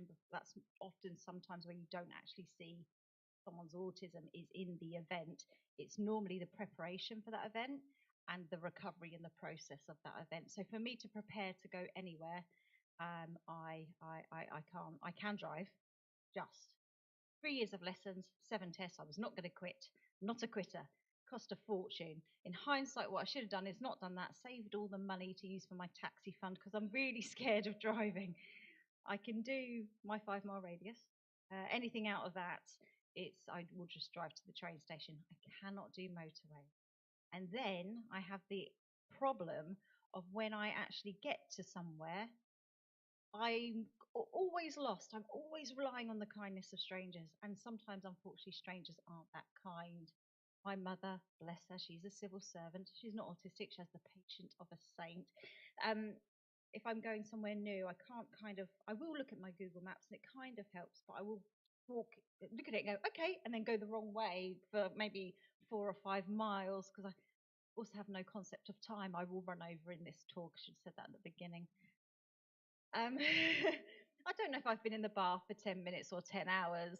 I get a bit wrinkly sometimes thinking, so now I am just wrinkly, so now I really don't know. It's fine when you're younger. Terrible method. Anyway, so my mother will kind of print out photos online of you're going to get out of this tube and you've got to see this building, that building, that building. And I kind of have these brown paper A4 envelopes of photos of all the buildings. Honestly, why I haven't been arrested, they probably think I'm a terrorist, don't they? Because I'm kind of going around going, got that building, got that building. I look really, really dodgy in public life. So not only am I susceptible to the vulnerabilities of strangers, I'm also susceptible to the vulnerabilities of the authorities. I'm just really vulnerable. I got pulled over by the police once when I was driving. And I'll tell you this story quick. So I obviously bright lights. Oh, there's a blue light behind me. And I thought, well, it's not me. I'm not wanted for any crimes. Carried on for 3 miles. It's still following me. Wound down the window. And I was like, I hope you get them. Pull into the cinema. And the police officer pulls in. I thought, this is getting scary now. And I was like, oh, what's up? He said, why didn't you stop 3 miles ago? I said, oh, was that for me? And he said, yeah, it was for you. And he said, what do you think I'm pulling you over for? I said, I was speeding. He went, you were doing 28 and a 50. He said, are you trying to be funny with me? And I said, no. He breathalyzed me thinking I'd had a drink. I do like a glass of wine, but I would never, ever, ever, ever drink and drive. I can't drive sober. So he breathalyzed me and he said, oh, all the indicators of a drink driver, you've got the window down and you're this close. I was like, look, I'm really bad eyes. You're this close to the steering wheel when you're driving 28 and a 50. I went, I just don't like to break the rules. He said, well, you can drive at the limit. Anyway, so the breathalyzer obviously came up with nothing. Sorry. It's just my everyday life. I'm so sorry. This is like therapy. And then, so then he said, nothing's come up. And I said, that's surprising. And he said, what do you mean? I said, well, actually, it was my birthday yesterday and I had 4 bottles of wine with my mum. You'd expect there still to be some in there scientifically, wouldn't you? And he went, are you trying to get nicked? And I was like, oh, no. And I thought, oh, and he said, well, you need to stop now. And I was like, I know, and then I was like, but it's wrong, isn't it? Because it's, but anyway. So I have troubles. I don't really understand hierarchy. which can be very dangerous, but it can also be lovely, because I would treat somebody who was, I don't know, homeless and begging in exactly the same way that I would treat my boss or a member of royalty. I just treat everyone the same. So it's a lovely thing to have, but it can also make you quite vulnerable, particularly when people are trying to arrest you. Mild autism. Is autism mild? Is autism? People say, "Oh, you don't look autistic," and then I don't know how not to look autistic. I'm managing to keep my hands fairly still at the minute. Normally, my hands are very expressive. It's my way of masking that I'm stimming. I'll flick my hair or I'll move my arms a lot, and it used to embarrass my parents, I think, when I was younger, because they didn't know I was autistic, and I'd be walking around and my hair's naturally dark, and my dad's very dark and olive, and I would just be walking around, and people would just look at her. My mum used to go, "She's Italian." I'm not Italian. Just because I'm all like this, all the time. So I don't. Yeah, people say don't look autistic, and if someone gave me £1 for every time someone said I didn't look autistic, I'd be very, very rich. But people say, well, if you are, it must only be mild. But actually, what is mild? If they're only seeing that snapshot of your life, they're not seeing all of the vulnerabilities. Shall we go through some? Here we go. Oh, also, if you are autistic and says you must be mild, you go, I'm not mild, I'm spicy. like a Doritos setting. I'm spicy autistic. So it's much more exciting than mild. Who wants to be mild? Ugh, okay, so mild autism, even if, let's say, something called mild autism exists, which it doesn't, is that really a mild life experience? Teen pregnancy, child sexual exploitation, I can't even say it, BSE, drink and drug use, grooming, trafficking, educational hurdles, bullying, prevent from terrorism, which I've realised I've said terrorism twice. Sounds like an omission. I've worked with some of the guidelines around prevent for autistic people, very, very vulnerable to being a scapegoat, being used by gangs, particularly when it comes to making websites. I've noticed, so there's basically, this is my book. I'm not trying to sell it to you. I have hidden one in the library because also might do that at Waterstones. If it's not there, just shove that. I mean, I'm not making any money out of it. It just makes me feel good to see it there. It's like, some people steal from shops. I gift to shops for narcissistic purposes. Can you get done for giving to shops? I don't think you can. I think we found a loophole, ladies. Healthcare inequality, family planning, legal misunderstandings is huge, absolutely huge. I've worked, and I don't do it anymore because I just found it so soul destroying. But I've supported autistic women in court and in family law situations, and we're being asked the wrong questions. We're being asked the question in the wrong way. So as one woman I was supporting, and they said, so you've been on this parenting course. What was the best thing you got out of it? And they said, oh, well, I've met another autistic woman and I don't feel so isolated anymore, and that's going to help me feel less depressed. And actually, we're going to meet up at the weekend. And they said, mother has no concept of child's needs before her own and lost custody of that child. Had they of asked, oh, you've been on a parenting course. What was the best parenting strategy you got out of it? She would have gone, well, actually, I learned this, that, and that, and it's really helped so and so with this. Not what they asked her. They asked her the wrong question. How many of us are in prison that shouldn't be? Autistic women and men. Again, I did a little informal survey, didn't I? It's nice to have a hobby. And I asked autistic people if they were being questioned. And I guess it would be even more, I didn't ask about PDA, but it'd be even more those demands being questioned in custody. Do you think you'd make a false confession? I think it was 90, it's either 93 or 98%, so they would make a false confession. They'd rather plead guilty than go through questioning in custody. So I've now sent that book to every single police force in England, Northern Ireland, Northern Ireland, Scotland and Wales. They've all got one now, and they're all sick to death of me going, did you read it? I spent a whole Sunday emailing every single one. Can I have your address?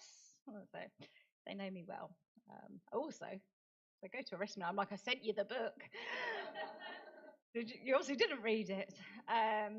So yes, the family law, child marriage, we can still get child marriage used to be, didn't it, 18 or 16 with parental permission, and we often think of that as a cultural thing, but actually we need to be thinking about that through a disability sphere as well.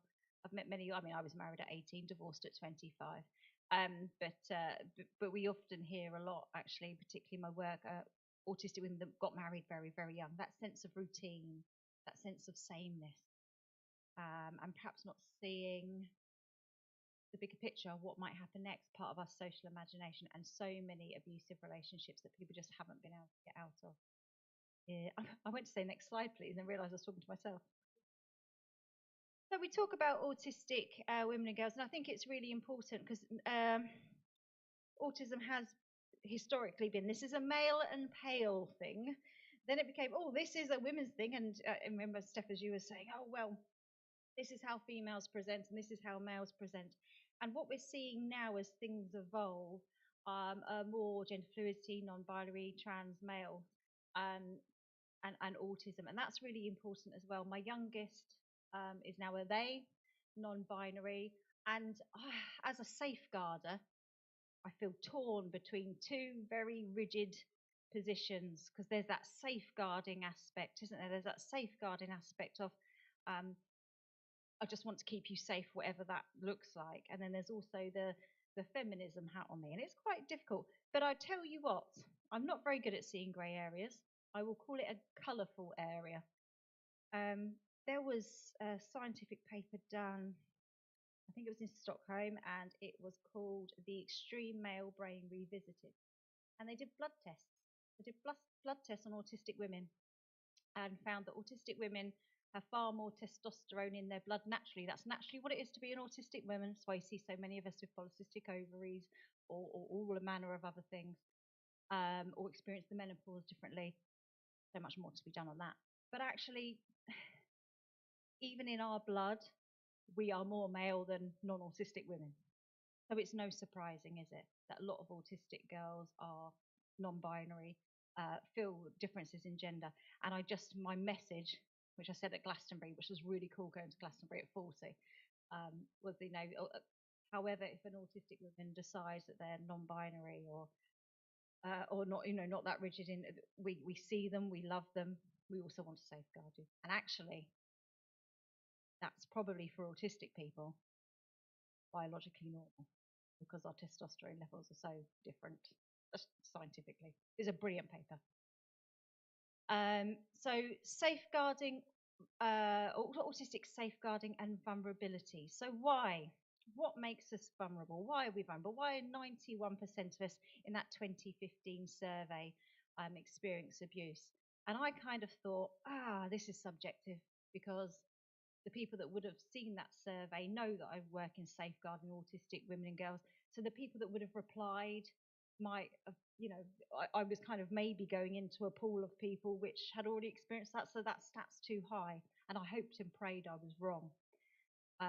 September the 9th this year, I went to Dundee in Scotland to talk for their Women's Aid and Autism Conference. And they said to me, for every 10 women that they're supporting flee from domestic violence, 9 of them are autistic. So that, unfortunately, the statistic is right, 90%. And there's just so much more to be done. But why are we so vulnerable? So masking. Masking is, I saw this documentary. It could have been David Attenborough, it could have been Chris Packham, it could have been one of the other ones. Isn't it bad that you go, David Attenborough, Chris Packham, one of the other ones? I don't know. Got a feeling it was Attenborough. I hope so. His voice relaxes me, so I tend to listen to his documentaries, not just because his voice is very comforting.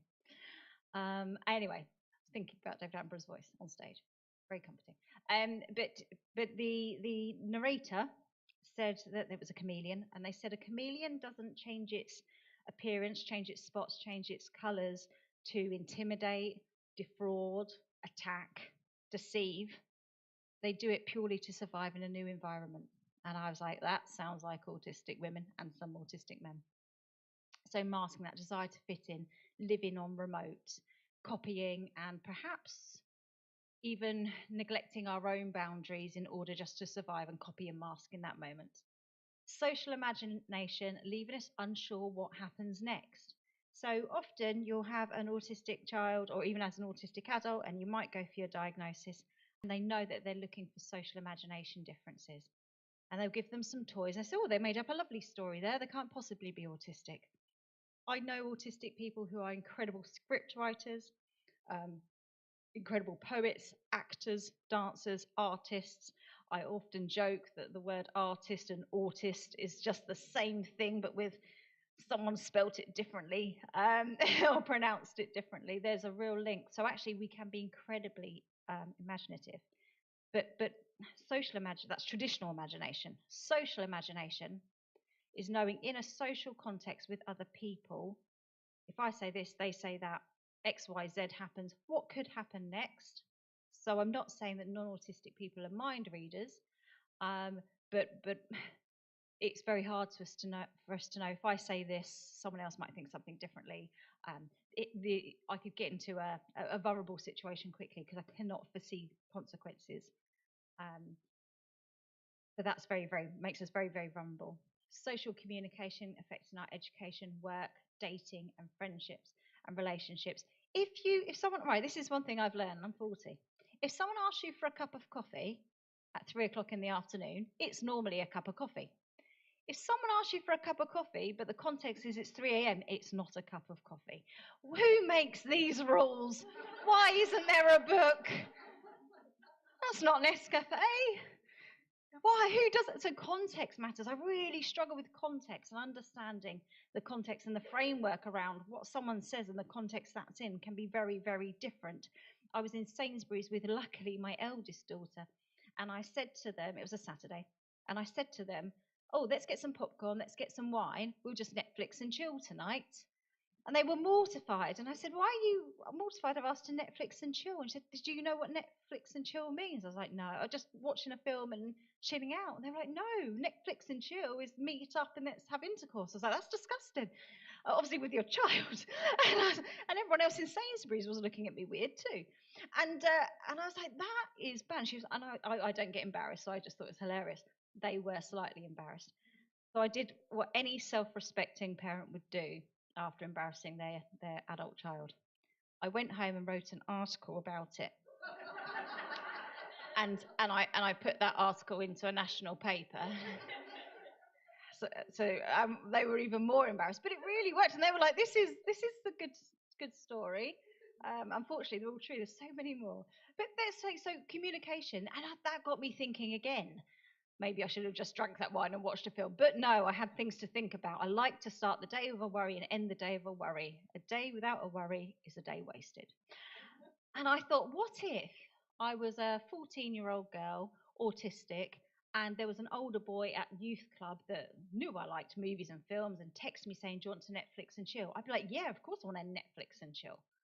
Not realizing what I've consented to. What if it was a 17-year-old autistic boy at school and there's a 13-year-old girl and he knows that she loves films and he texts her saying, hey, do you want to Netflix and chill? The next thing, he's on a register for the rest of his life and he's just invited someone over to watch, the next Marvel film in his. So we're really vulnerable, particularly legally and in those kind of things.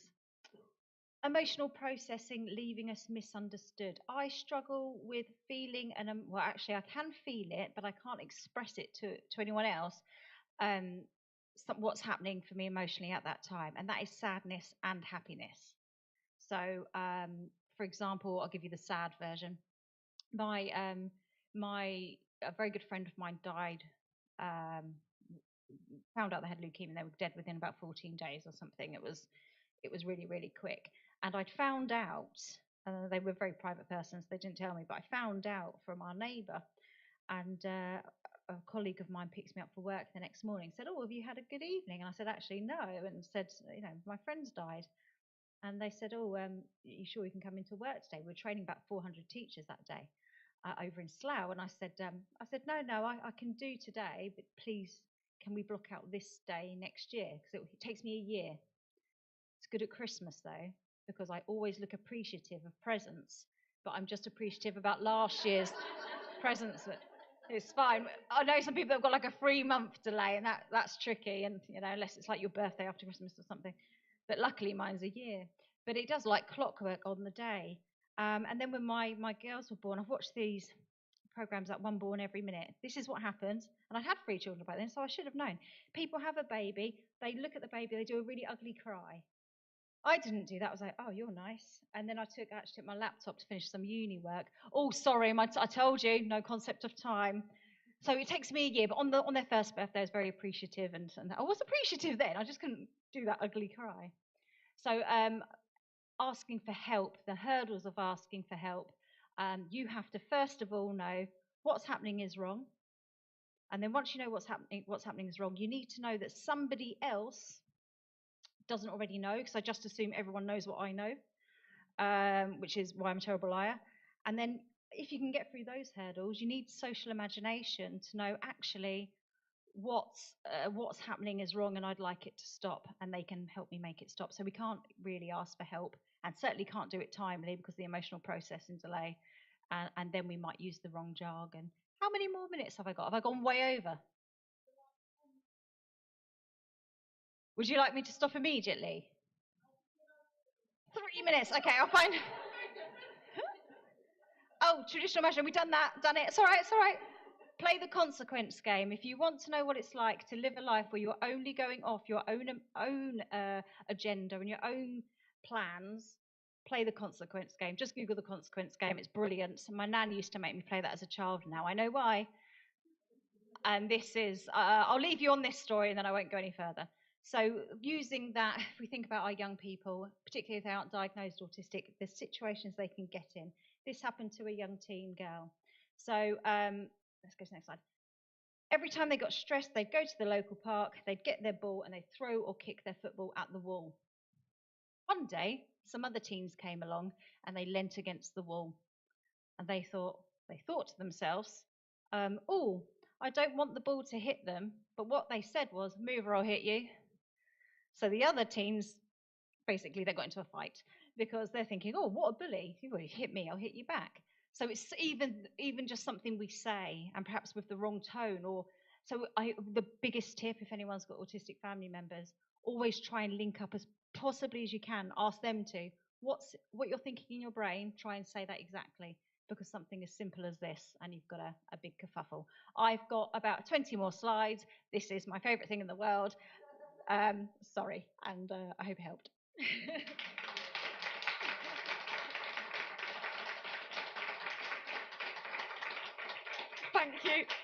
Thank you, Carly. Amazing talk there.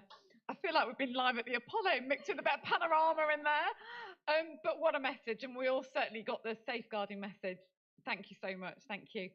We're now going to break for lunch. We'll be returning in an hour, but please, over lunch, think of your questions, because we'll be having a panel discussion afterwards.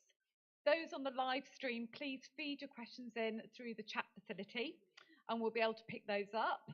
And anybody who came in perhaps a little bit late might need a name badge. If you would like one, please see Catherine, who's waving to you at the back. Do pick up a name badge. Everybody in the room, feel free to head down to College Hall for lunch. Thank you to the speakers. Thank you.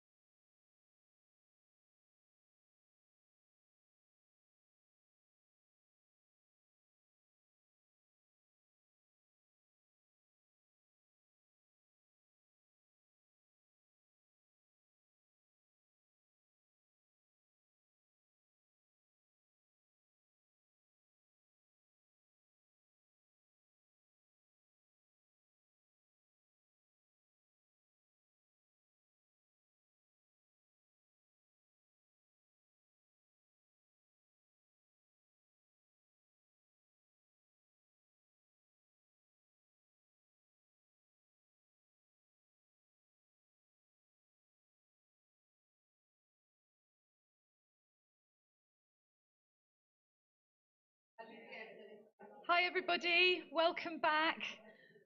Before we crack on with the panel discussion question and answer session, we're just going to show you the video clip that Steph was trying to show you before, but we couldn't get the sound. So hopefully it will work now, fingers crossed. I think we can all agree that when I say that school sucks, the entire education system sucks. But I don't think a lot of people recognize that some people fall victim to it. And by that I mean we're trapped in a never-ending cycle of torture till the end of our lives. And the worst part is, no one can understand why. Not even us. Up until I was about 10, I had the stand.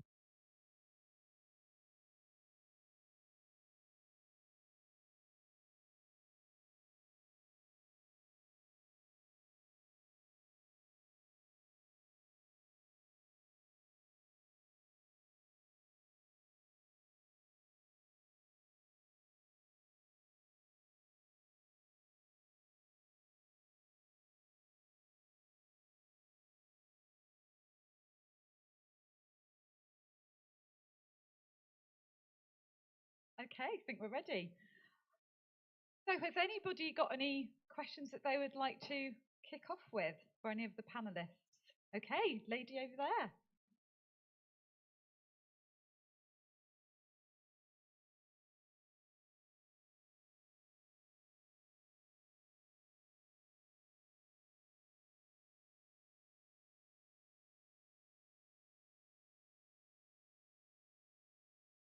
Do you want to direct that to anybody in particular, or does anybody want to? Ali, right, I'll hand you the mic. Thank you very much. Yes, very, very common. So obviously I'm autistic, have two autistic daughters. My ex-husband has another child from his next relationship who's also autistic.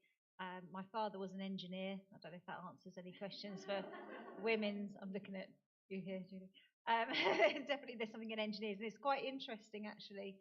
I've also got lots of cousins who are autistic as well, so not just from personal experience, but also of all the families I've supported, thousands over the last 14, 15 years. It's really evident. When I, interestingly, when my second autistic child was diagnosed, before I was diagnosed, I was like, why? And my doctor said to me, they give me some leaflets all about autism spectrum syndrome and stuff, as it was back then, and I put the leaflet. And then they said, oh, well, I think you'll probably find the answers in the genes. And so I immediately put my hands in my pocket, in my jeans, to get the leaflet out, at which point she was like, I knew it. Literal understanding, tick. So I think it's really prevalent, and it's sometimes it's not parents, sometimes it could be an uncle, sometimes it could be a grandparent. I got quite into ancestry recently, well, over the pandemic, so I was bored.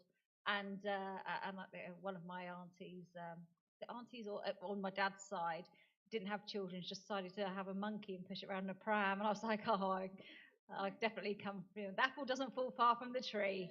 I used to push my cat around dressed as a baby in a pram as well, and I still would if no one was sectioned me. I would quite easily do that to my cats now. So yeah, I think it's genetic. Yeah. Yeah, interestingly, my dad is also a an engineer, chief engineer in the Merchant Navy, so maybe not quite in the academic sense, but he is an engineer as well. I wouldn't say I wouldn't say for either of my parents you could see autism or that they struggled with anything. I have questioned this, and with some other bloggers, about traits that I have. Would I possibly be diagnosed with autism?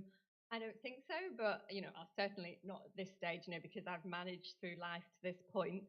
So does that mean I'm autistic or not? I don't know. That there's certain things maybe, but my husband has an amazing memory. He could tell you every car number plate from the age of 2, kind of thing. So there's little things like that, but not enough. And in the wider family, so I think he has some cousins who potentially act more autistic, if that's a thing, but they have not gone through the diagnosis process either. So, but is it genetic? There's something, I would say, yeah, definitely.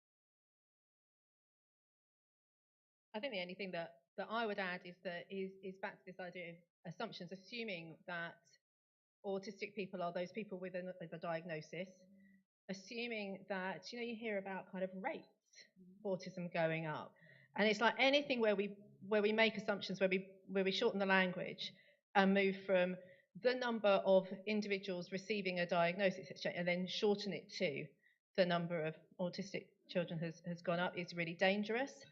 I think that as we open up to more complex presentations, then what we talk about as just sort of a neurodiversity framework is that what we're actually seeing is a much richer tapestry, you know, of ways of being rather than these categories. So I think that what that comes with is there are also some myths that we need to, or some sort of stories out there that we need to also be careful of, which is assuming that, so we sometimes put parents of children who are struggling on a pedestal and go, aren't they amazing? Aren't they a saint? And actually, what you might be talking about is somebody who is really struggling but holding it together when they're with their child. So I think if you open up to the possibility that a presentation of, or a discussion around autism in a child, there can be lots going on in that family that might also change the way that you interact with the family. And I think we're past the point now where we're surprised when parents are getting a diagnosis, or, you know, seeking a diagnosis. So I think just, you know, being open to everything, all those possibilities, creates a much more inclusive environment, much more potential for actually meeting people's needs. Does that answer the question? Thank you very much. I don't know if you want to take one from a live stream, if there's anything coming through from that, or we'll just go with the room. Yes, thank you. I was interested in, Carly, what you said about they need to know it's wrong. You know, if we're talking about safeguarding, do you think we need to be putting in more training for our young people, all of them, not just neurodiverse? And how would you see that being implemented? Yeah, with safeguarding, when I wrote my book, it's safeguarding autistic girls, strategies for professionals, and I think what there's a risk of us doing as advocates and as autistic women is speaking to other autistic women, which is great because we all need to show solidarity, but it's also dangerous because we're talking in an echo chamber to one another. We're not preaching to the unconverted, we're only preaching to the converted. So the idea of the book was, you know, police force, social workers, teachers, healthcare staff, midwives, judicial system, heavy underline there, all of these kind of social workers and this kind of thing, because we really do need to be reaching out. When it comes to safeguarding, a lot of sex education is done in school, but we know so many autistic girls are school refusers or unable to go to school for whatever reason. So having that freely available online, actually for the young person or the teen to be able to find themselves, as long as it's done robustly, is very important. And talking about these things, you know, we often talk about the anatomy. We're talking about, you know, pregnancy and things, and on a very universal general level in the school system. We need to be talking about more about consent and the language we use and safeguarding ourselves and others, and have that in really open, explicit terms, very literal terms. Talk about homophones, talk about you know, the way language can be perceived, all of these sorts of things as well for safeguarding, and you know, what is a friend, what is a good boyfriend or girlfriend, and it's difficult. So all for kind of like women's liberation and you know, we shouldn't remain virgins till we're married if we don't want to, and all of that kind of thing. But at the same time, we also need to go, is this a suitable partner? How do I know? And what indicators of a safe person to be intimate with, and all of these kind of things. And it's the unwritten rules that, as autistic people, we struggle with. And there is no more murkier waters for unwritten rules than dating and relationships and you know, sexual contact. So it's a big task. I don't think there's one direct answer to that, but just educational systems to be aware there are going to be autistic people in that classroom in a mainstream setting. So we can't just have This is our autism sex ed for the autism schools. It needs to be everywhere for everyone. Because it's normally a two-person activity unless you're very adventurous, and it might be the case that you went to an SEN school. Not me. I'm a nun. I had my time. But it might be that someone from an SEN school might end up in a relationship with someone that went to mainstream school and vice versa. So we can't just go, this is your sex ed and that's your sex ed, and it has to be a bit more universal. I think the whole issue of sort of safeguarding, I think it's changing really rapidly within school context as well, isn't it? So there are conversations around consent happening within schools, and the guidance on safeguarding has really pushed ahead in the last few years. The pandemic has exacerbated it and kind of prompted that really looking at online communication. And I think everything, when you look at an approach of having conversations around consent, to look at ambiguity, to look at, and also to look at individuals involved in problematic behaviours from all angles, because obviously, what we might have thought of as perpetrators are also victims when we look at sexual exploitation, when we look at county lines, that we're building a picture that it's vulnerable young people being drawn into then committing acts of violence or bringing in other vulnerable young people.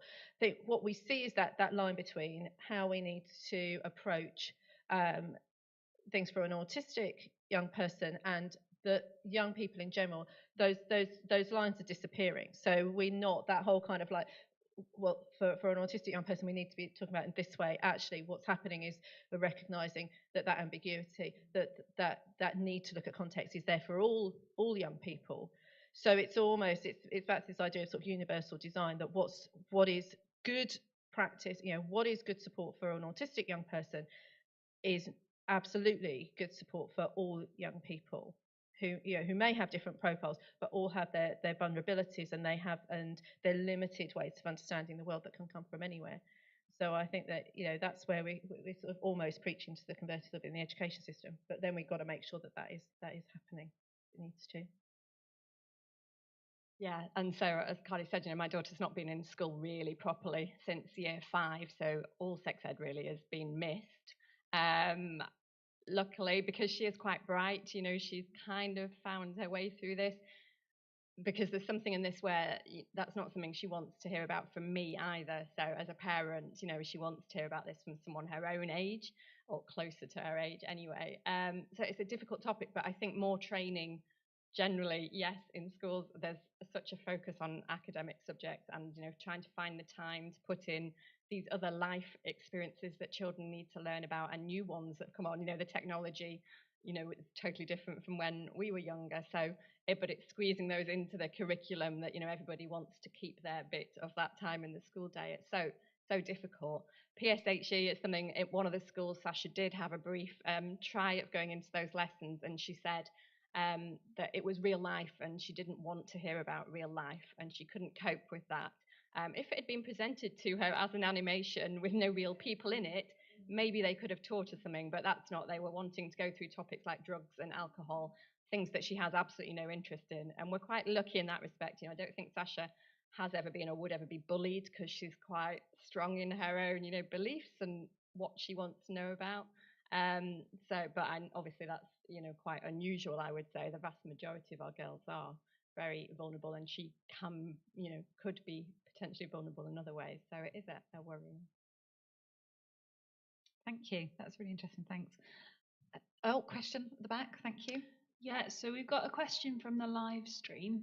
How do you balance the benefit of telling your child's peers or family and getting improved understanding and alliances versus the potential negative connotations of having a label, in quotes? I don't know if I'll start.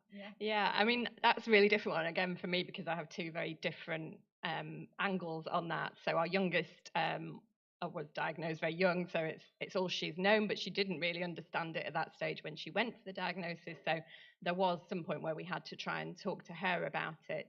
and our eldest kind of could see how her sister was autistic, and how very different that was to her. So, she didn't think she was, and wasn't then pleased with that label, really. Although, as I said, it's really a time processing thing and coming to terms with that.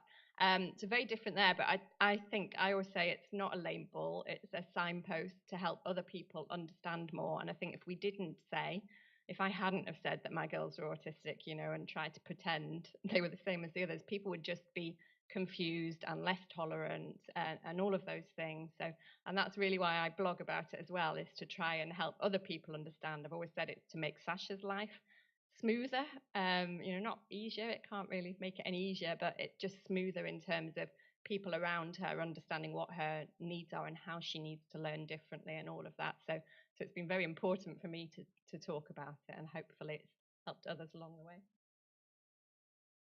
I think it's a really important question, isn't it? And it affects every family in the language that you use. But your starting point is quite difficult, because you're starting from saying, this child has a disorder, or this has a disorder, and it's just there needs to be that consistency within the clinical approach. But then we're then having to kind of dismantle that as we go into education.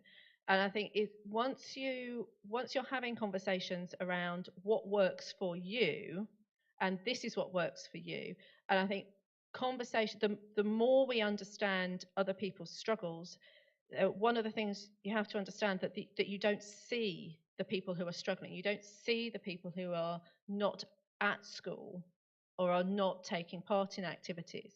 So if you start conversations with what is it that works for you and what allows you to do your best, that then leads down a route of saying, well, actually, that there's kind of there are other people with that, and then this is a name that is used. So you might hear this name around, and it has to be a conversation with a purpose, because a label without a purpose can be really harmful. But a label that then opens doors and communicates something. So you've used the term Asperger's, and it was sort of stopped being used once the associations between Hans Asperger and Nazi experiments came out. And that's really problematic for a lot of people with Asperger's, because it was a very understandable profile, and to be able to use that was much more helpful than the broader autism. So that labels have a purpose that allows people to sort of to understand and communicate those needs. So it's finding another way to do that. And so it depends what you're doing with your child. If you're then thinking, well, they need to be able to communicate that busy spaces don't work for me, and I'm not going to go to the disco, and I'm not going to do that, then it opens the door for that kind of conversation, doesn't it? This is, that's not my thing.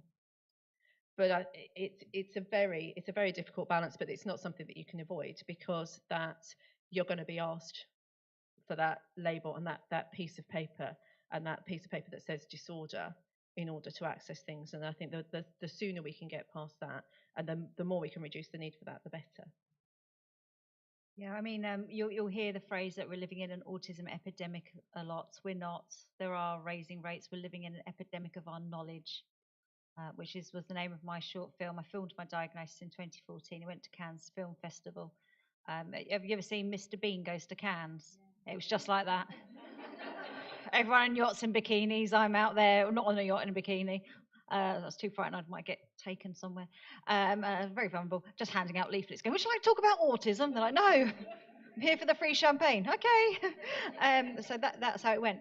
But yeah, we're living in an epidemic of our knowledge and understanding of autism in all of its shapes and forms, which is only a good thing. It is a label. There's no getting around that. It is a label. But you're going to get called so many different labels anyway. And actually, I think autism is the kindest label. My label, my diagnosis was Asperger's syndrome. And of course, yes, as you rightly said, Julie, now we don't use the term Asperger's anymore, because the history behind that was in Nazi experiments. Hans Asperger would take these disabled children, and I'm happy to say I'm disabled. I don't think disabled is a dirty word. I think it disables me everyday life in sensory issues, in my vulnerability. I do not, and I think actually the more we say I'm disabled, the more that disability doesn't become a dirty word. There's nothing wrong with being disabled. So obviously that term, what happened was he'd have these children with disabilities and say these ones aren't fit for work, and we all know what happened there. They're autistic. These ones are autistic, but there could probably be some use. Asperger's syndrome. So it's not a diagnosis I feel comfortable using that word, because I care very deeply about people with learning disabilities, and I care very deeply about autistic people that would struggle to work. The autistic community in solidarity, we just say autism. And the word disorder, lots of us don't like that, because am I disordered, or is the world a mess? Am I disabled because if I go out and ask a stranger where to go and they could potentially assault me, am I disordered, or are people just cruel? Because if I only have came across really nice people on that journey, I wouldn't be as disabled. So that's social model of disability. But the term disorder's controversial, because yes, we don't like it.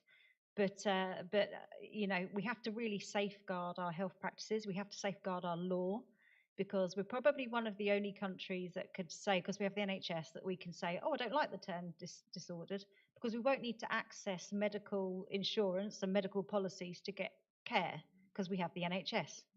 If we lost that, and we lost the word disorder, there's lots of people not getting any help. So we have to be very careful with language if we're thinking about law. And so that's my current bugbear. I could talk about that for too long, get thrown off stage again. So I'll probably give them the microphone back now. But yes, it is a label, but it's the kindest label. Thank you. Lady, just over there. Won't be second. Thank you. My experience is that my son, who's now 27, difficulties became apparent at the age of 2. Pervasive developmental disorder into language disorder into finally autism. My daughter always seemed like Little Miss Perfect coming up behind, and our focus was very much on our son, on the battles for education, the tribunals, etc., etc. And then my daughter had an incredibly troubled adolescence. Just everything that seemed that could hit her by way of emotional disturbance and educational disruption, everything. And finally, last April, at the age of 25, she received a diagnosis of autism and ADHD. And my husband and I felt so strange, because here we'd been in a family where autism had been part of our life for ages, but we hadn't somehow twigged that this was what was underpinning the difficulties that my daughter was having. Now, you're talking about an epidemic of knowledge. And, I was so excited when I saw the theme of this conference today about neurodiversity in women and girls. So I would like to ask you, really for your sort of impressions of what's happening with this epidemic of knowledge, especially as it relates to women and girls. Thank you. Hey, do you want to kick off in the middle this time? Do this. Well, I think when you think about the difficulties exhibit in that interaction between an environment that's not meeting that individual's needs and their characteristics, so we have to look at what's happening in the world and what's happening to young people. And one of the, if you think about exposure to social media, and where part of autism is just that need to refuel, to rest. You don't get that when you leave school. The social world is still twirling around you. Then if you remove that sort of rest, recovery and processing time, then the ability to manage the complexities and the analysis of social situations, you've just lost that ability. So one of the things is that the young people are living in a different world. So where a diagnosis is triggered by some kind of difficulty, if the world is absolutely fine for you, then the world is fine. It doesn't matter if you're autistic or not. If it operates for you, then at what point do you actually sit down and go, oh, what's going on here? You're just getting on with your life. We don't kind of regularly check in with young people and just go, oh, well, let's just have a little chat about, what's going on with you neurologically. That's not it. So part of it, so we have to look in the world, and we have to look, and then you can look at the way that you access the things that you need. So the way that you access additional time in exams, the way that you access particular support is you may well need that diagnosis. And education itself, the demands we put on education, I mean, Key Stage 2 SATs, just putting these things in the phonics tests, and just putting that testing in narrows. If you think what that removes, is the ability for schools to meet the needs of young people. Because, year 6 shouldn't really be so much about fronted adverbials. It should be about preparation for moving on, shouldn't it, really? So if you remove that, maybe year 6 teachers, in their professional wisdom, have been meeting the needs of year 6 pupils before they needed to be focusing so much on grammar. So I think that's where it's that point at which the number of individuals for whom life just isn't quite manageable in the way that it's expected to be has just exploded. And I think that doesn't that applies to to everybody. And then the pandemic has we closed schools. So what we have to expect that to have an impact on young people, and we don't know what that impact is until they all move through. Every single cohort coming through has had a slightly different impact, and then we'll see that. And we've never done that before. And to remove the social interaction and to remove that contact with other parents from early years, and huge implications. I mean, how as a parent do you know what's going on with your child? You need somebody else to, parent groups are all about somebody else sitting next to you having a more difficult day than you were, because it's like, oh, everything's fine. But they're not there, are they? So I think that, I don't think we need to look any further than, I would say we don't need to look any further than that. We just need to get on with meeting the needs of young people. And if there are structural things that are preventing that and that are creating those barriers, then remove them. Because we close schools, why can't we just remove fronted adverbials from what we're doing? I don't see why not. I'll lose that train of thought. So because very similar experience really for us, where we hadn't seen it in our older daughter. And I think there's something, a slight tangent about the ADHD thing there. I think that is hidden a lot. And I was saying to someone earlier, to the first part of an ADHD assessment is something called a QB test, which really doesn't take very long. In my mind, that I know would never happen, but I think, why do all girls starting secondary school not get given this test so that you can see? But I kind of, on the other hand, I hear what Julie was saying about, you should take away that need to put the label in a way and just treat everybody, according to their own needs. But it's interesting, the ADHD thing, both my husband and I, again, nothing we knew very much about before that. Like I said, Sasha, we had maybe suspected it, but it didn't really matter because her other presentation overtakes that, and she doesn't actually take any medicine anyway. Our younger daughter, she refuses it all, even Nurofen and Calpol, which has been really interesting over the years. But so we knew there was no point, there was no ADHD medication, it wasn't going to make any difference to her life. But when we read these questionnaires about ADHD, both my husband and myself said, oh, but that sounds a bit like me. So more than the autism, we kind of thought, oh yeah, that's how my brain works. But I think a lot of people might say that, but there is a test where you would have a cutoff, and I think they would then find and be able to talk through those students who are having more difficulty with that kind of ADHD brain and impulsivity and the actions and all of that. So I think it's actually a lot more of that possibly in girls. Obviously I don't have statistics, I'm just making this up now, but I think that's a really interesting area for me, is that ADHD, or there was some, I think Carly said, it is the case that when ADHD is medicated, then actually some of the autistic characteristics shine through more because you've taken away the ADHD difficulties. And so that also is very interesting.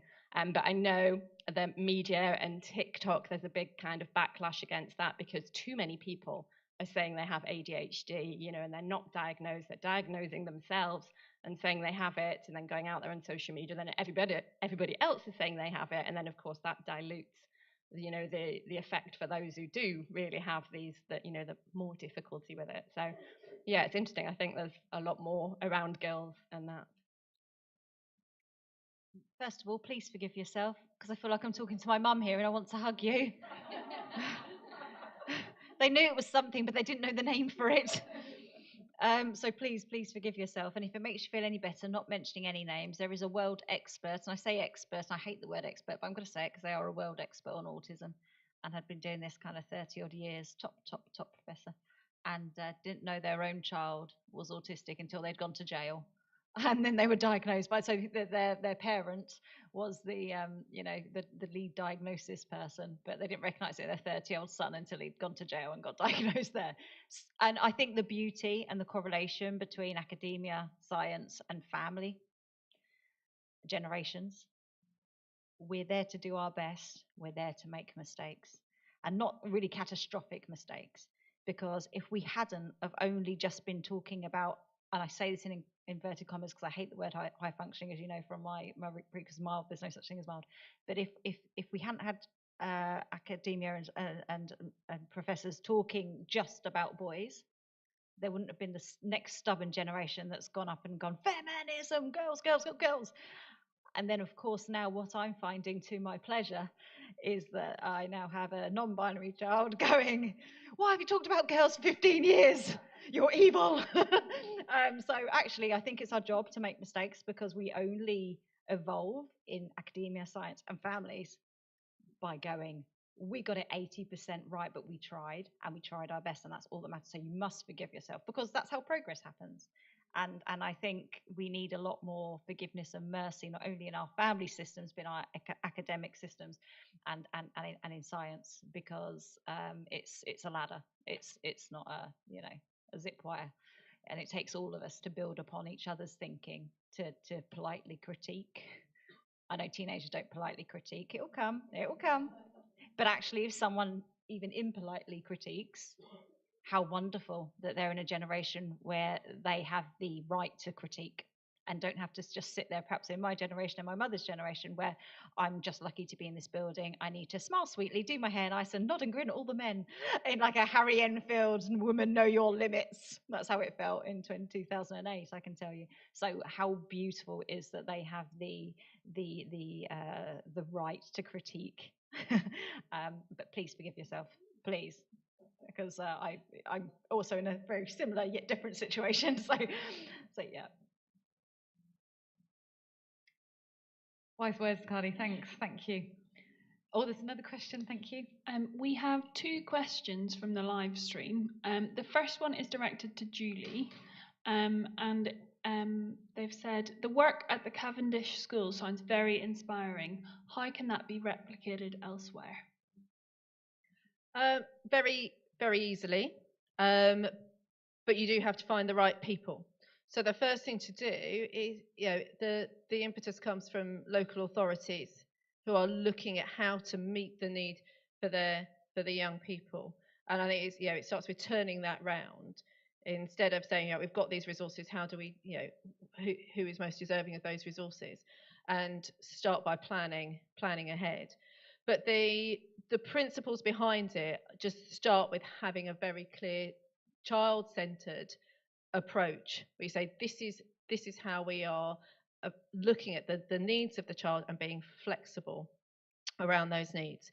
So then, and it is important that the education is built broadly around the needs of autistic young people to start with, because there is a problem for some autistic young people where mainstream schools are just not suitable.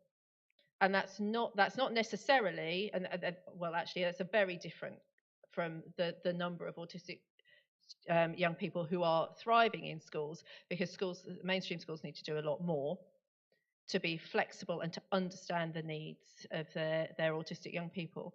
But area special schools also not suitable for many autistic young people. So there is a need for a targeted provision for autistic young people for whom the characteristics of their autism are what means that they can't access mainstream school.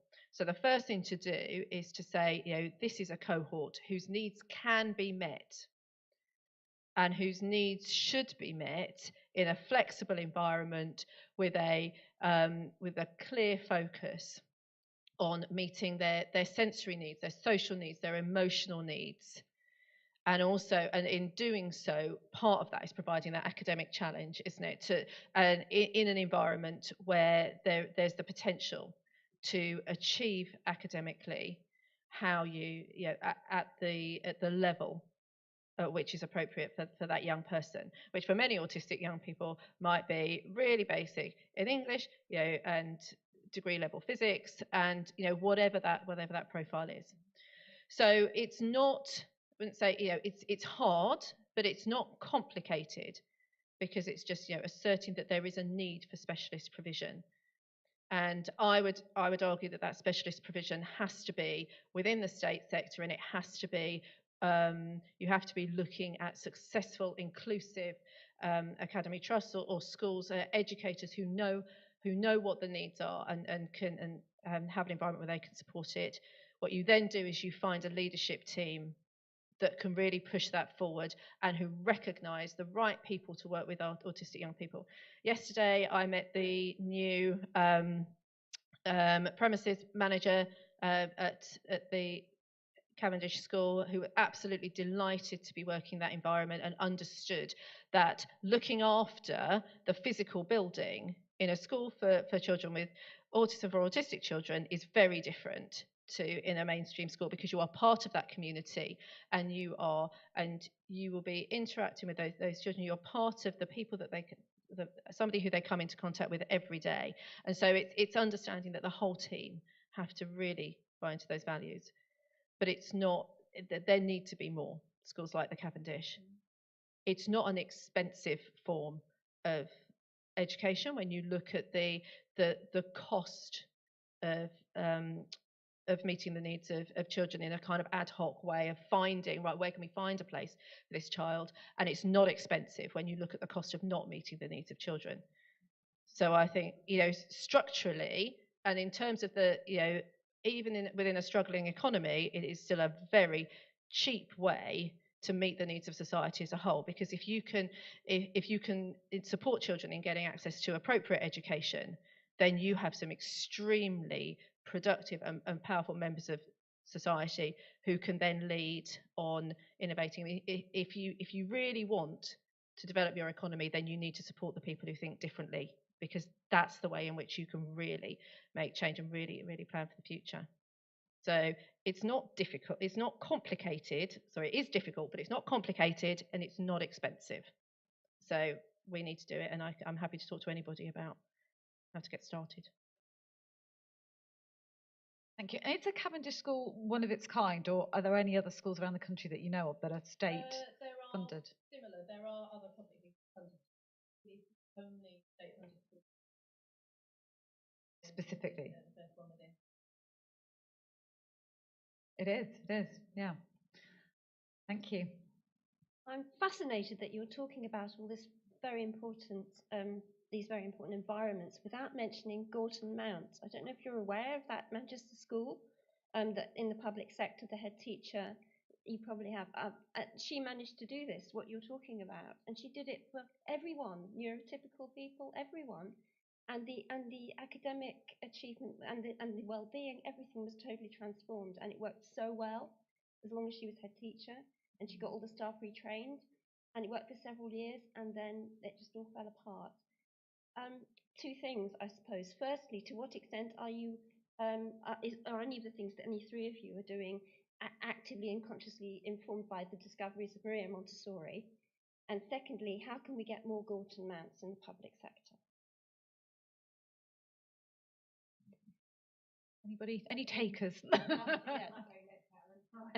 Yeah, and I've not heard of Gorton Mount, and Montessori is something I'd heard of when Sasha was young as being, child-led learning.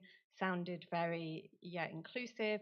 But for my daughter, that didn't really come up because she wanted to be doing what her sister was doing and what the other neurotypical children were doing. So she wanted to be part of that typical school environment when she was younger. I suspect it is more of a young age education, or I don't know that now she would be able, well, I think because of the other traumas that have gone on, she wouldn't now be able to drop into that. So it's not something I have researched locally, but maybe that is because it isn't talked about enough.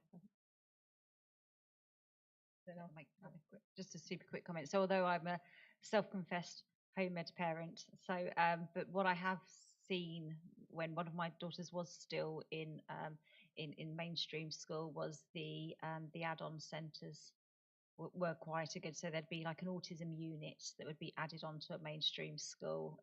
I think that should just be mandatory throughout every school. There's the Cullum centres with the National Autistic Society, which are these units as well that are added onto schools. That's good because you can have, as we know, not everyone gets a diagnosis. There are many autistic children in mainstream school. If they can say, oh, well, actually, they might be struggling with road safety, or they might be struggling with some social aspects, they can quite fluidly move between the unit and mainstream school. And similarly, for the autistic children using that unit, they can also go into the mainstream school. It's more about the environment than the education. It's also very important because every single member of staff, be that a dinner lady or the head teacher, will get that regular autism updated training and support. So that's a very good system. It's one thing which parents tend to not know about enough is that yes, a diagnosis is very important. However, the Equalities Act 2010, any reasonable adjustments, be that in education, be that in the workplace, is needs-led, not diagnosis-led. So it's actually illegal, which is why so many appeals which the local authority go, well, they don't even have a diagnosis. If as a parent you took that to tribunal, they win because it's illegal to refuse it. Which it happens time and time again. I was in a meeting once, I won't say where and when, but it was somewhere in London with a big clock. And see how good I am at lying. And they say, why are we spending all of this money on tribunals and educational appeals? Because actually they all win. So why don't we just use that money in making our services right? At which point I was jumping up and down.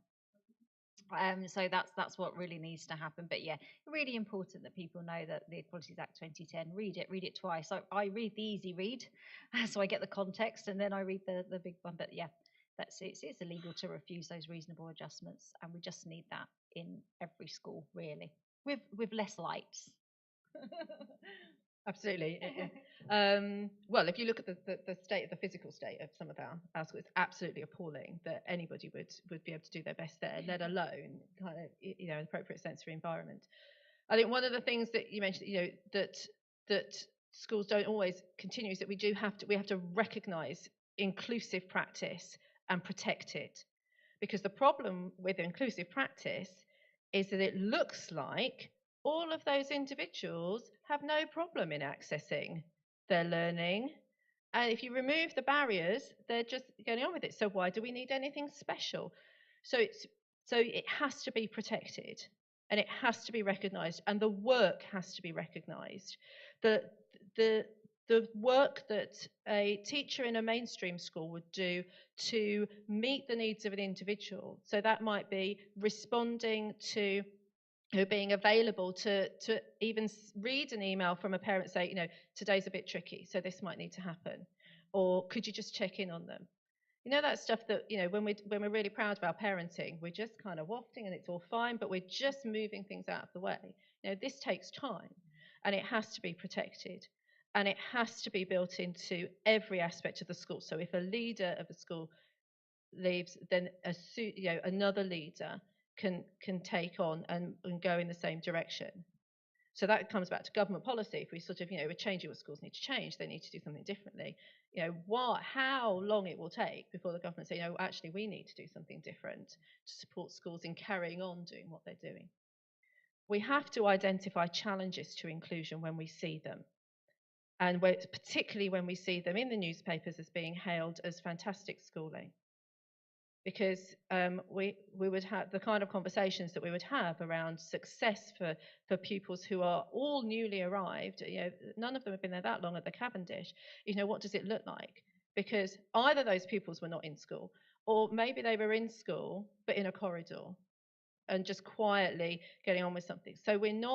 So there's a real danger to quietly getting on with something as a measure of things are going well, because why, what else should be happening, and whether that really is inclusive. And you mentioned Montessori, and we've all heard of Montessori, but why haven't we heard of more ideas around education? And one of the things that interestingly, because I focus on university students and then secondary school age and sort of older students, but my work fits within the psychology and education and learning section of the education faculty, and I do a lot of work with researchers in the PEDAL lab, which is the Play and Education Development and Learning lab, and a lot of the work is focused on early years. So what part of my day job will be in research meetings, which again, I was in a research meeting yesterday with a colleague looking at practice in early years, and I don't see any irrelevance that, everything. I think, well, we need to be doing more of that. We need to be doing more play. And the elements of play and analysing, what is it that is, play is it's about autonomy and creativity and control and pleasure. Why can't that be there? And sometimes it's easier to see that in university education because we're all working within our passion. So why can't we see that further down? And they're directly relevant for autistic young people who may have an area of special interest that is a real way into expanding their understanding. So I think that open to new ideas and being creative in education, and that's what we're actually pushing against. So that's why we're losing some of the provision that we have that has value, because that value isn't recognised. It's being attacked directly by government policy. We're not encouraging creativity above the early years provision and not seeing anything wrong with what we're doing. So if those things are chipping away at education faster than we can build them up, and if we're dealing with a pandemic, if we're dealing with just the complexities or just running schools on, this year, think of the impact to the rising cost of energy on schools' budgets. And where is that going to go? If you reduce the staff, where is that member of staff who's got the flexibility to just sort of check and make sure things are okay? So it's that lack of protection and lack of recognising it, and it's a lack of understanding of what good inclusion looks like. Because good inclusion looks like children and young people who aren't actually struggling at all. So let's put our resources elsewhere, and that's the difficulty. Can I just add another little bit to that? I think the whole system as well needs to be challenged in a way, because there are some children for whom school is not appropriate at all. So we're not talking about a school building. We're not talking about 9 to 3, 5 days a week.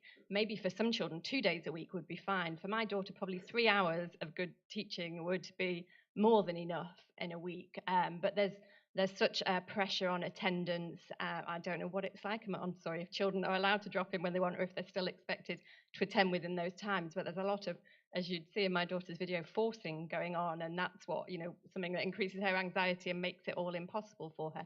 But I can tell you, and the idea that all children should do English and maths, she does not want to learn English and maths, but her English is better than the head teacher at the school she was at.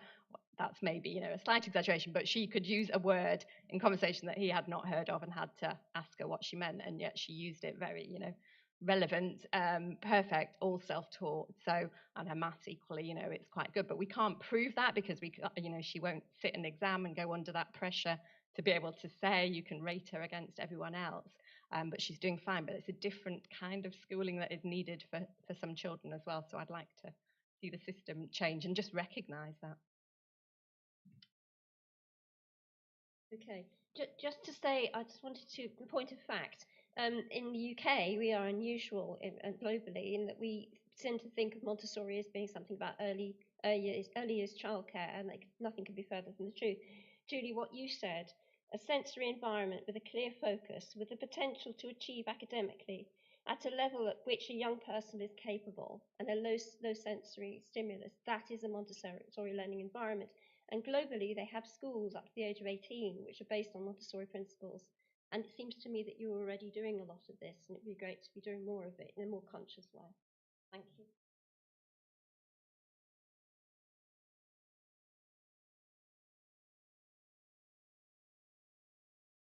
So, similar to the questions about education, I wondered how much progress you're seeing in the healthcare sector in terms of meeting the needs of autistic young people and people in general. Because I'm conscious of the sort of mental health challenges that many face as a result, and yet the methods for the approaches are often not appropriate. Particularly a research paper I read recently about anorexia. Well, first of all, interesting that so many anorexic girls and girls many, but boys as well, who are diagnosed anorexia, then subsequently found to have an autism diagnosis, and yet the approach for treating anorexia and sort of group therapies are really inappropriate for them. So I just want, that's a particular example. I just wondered any thoughts or any signs of progress or in that area. Gosh, sorry for the hair clip. I wasn't diagnosed with anorexia, but I ate in my 20s, ate 5 curly whirlies a day because I figured out they were 99 calories. So I was under my 500 calories and I wasn't giving up chocolate. So I had 5 curly whirlies a day for about 18 months when I was in my 20s. So probably would have warranted some sort of eating disorder. But it's interesting, you know, and also having worked in as a visitor rather than a member of staff in the mental health unit schools. There's one called STARS, which is just brilliant, and incredibly talented autistic young people who are either still in residential mental health care or recently out of it and then going there for school. Brilliant. There are some brilliant things, STARS particularly. It's interesting, our concept of the treatment and the support for eating disorders tends to be, we need to watch you eat, you need to have dinner at the table, you need to have everyone watching you eat, which for me is like going to the toilet in front of someone. I see no difference, which is terrible. So if I've eaten with you at lunchtime, I'm also happy to use the toilet in front of you. Imagine that. They did it in Roman times. But yes, so it's actually, for us, it isn't about wanting to look like that person in the magazine. It's about control. It's about cause and effect in the world.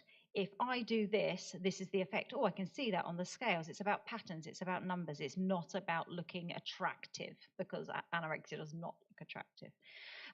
It's it makes people feel sad because they're like, wow, they must be in a lot of internal pain. Look how thin and frail they are. It's not empowering. It feels empowering. It feels like your best friend. So I worry that the kind of recommended treatments are, we're going to watch you eat, this is how much you're going to eat, and you can't, it's about taking away someone's control. But for us, the nature of the beast is trying to gain control. So we need to be rethinking our treatment for autistic people. The way I got better is I started working in sales, and it was commission based, and there was kind of like a chart. If you'd made this many sales, you can bronze, silver, gold, all of this kind of stuff. And I won that chart every month. And every time that was my cause and effect on the world. That was my control. Oh, I managed to sell this, and now the mortgage got paid as well. It's handy. It was a really great control to have. But for me, I started off doing that, and I'd feel better. And within a few months, I would do that, look at the chart in the canteen at work, have a slice of cake, and all of a sudden I even stopped thinking about controlling my food because it was something numerical, and I'm dyscalculous, so I don't even know numbers, but I could see my cause and effect. So it's all about cause and effect. So what I think we should be doing for autistic people, we know so many autistic people have an eating disorder, don't take away their control, give them more control. Is there a game that they like? Let's work on that game. If they're a gamer, let's work on that game. You're going to be the best in the country at that game. Is it sport they like? Put them in the Olympics. Is it something, is it, that blue sky thinking? Is it, whatever that might be, they need a different goal. And we're not even going to talk about food. As long as you've eaten, I don't care if you've eaten in your bedroom, I don't care if you've eaten in the bathroom, I don't care if it's been Jaffa cakes you're eating, and just concentrate on something else for them to control. We don't even mention the word food. And my theory, haven't tried this apart from on myself, I'm guinea pig again, is that that will have an advantageous effect. Yeah, because it's not about being thin. No. I mean, it's not. I mean, you talk about sort of improvement in services, and I think what we've seen in CAM services, in mental health support, is a extremely serious crisis, and part of that is the pandemic, and part of that, is just the number of children in distress. So so change is rapidly happening, and what we are seeing, what that tends to do is actually very sensible decisions about let's get in at the level of the school, which of course doesn't help people who aren't in school, but in school, and it's happening in the university is restructuring its wellbeing services as well. So what are we doing every day with everybody around them? So as soon as you switch to saying everybody involved in a young person's life is part of their well-being, their mental well-being, then you can really target services. And a side effect of that is that if it's the people who they are working with every day, then those people know them, and they are more likely to understand their needs. So if the same person who, if it's somebody in school, either a mental health professional working in school or working alongside the pastoral team, is that you are much more likely to kind of almost accidentally get targeted approaches and say, well, we know that this child likes this or responds to that, and so you will get that happening. But what we need to do is just keep pushing that process and say, everybody involved with young people is part of their mental well-being. So one of the things that when the pandemic happened, and I think the university kind of delayed one day past other universities because we were coming to the end of our super short terms, and it was like the 13th of March, and other universities had sort of sent the students home. They sort of held on a little bit, and then so one of the things that did within the education faculty is said, excuse me, but these students who are facing a unexpected weird assessment process in an environment they didn't expect to be in, with all sorts of stresses going on. I know that's a challenge for the university, but there are some of us who have been working with students who are doing different forms of assessment in challenging environments that they didn't expect to be doing, because we've been quietly doing that within the disability service for years. So just stepping up and saying, right, here are some strategies, because what you can do as I'm not a mental health professional, I'm an educator. What you can do is take the students who are in a situational distress, facing a challenge, and say, here are some strategies.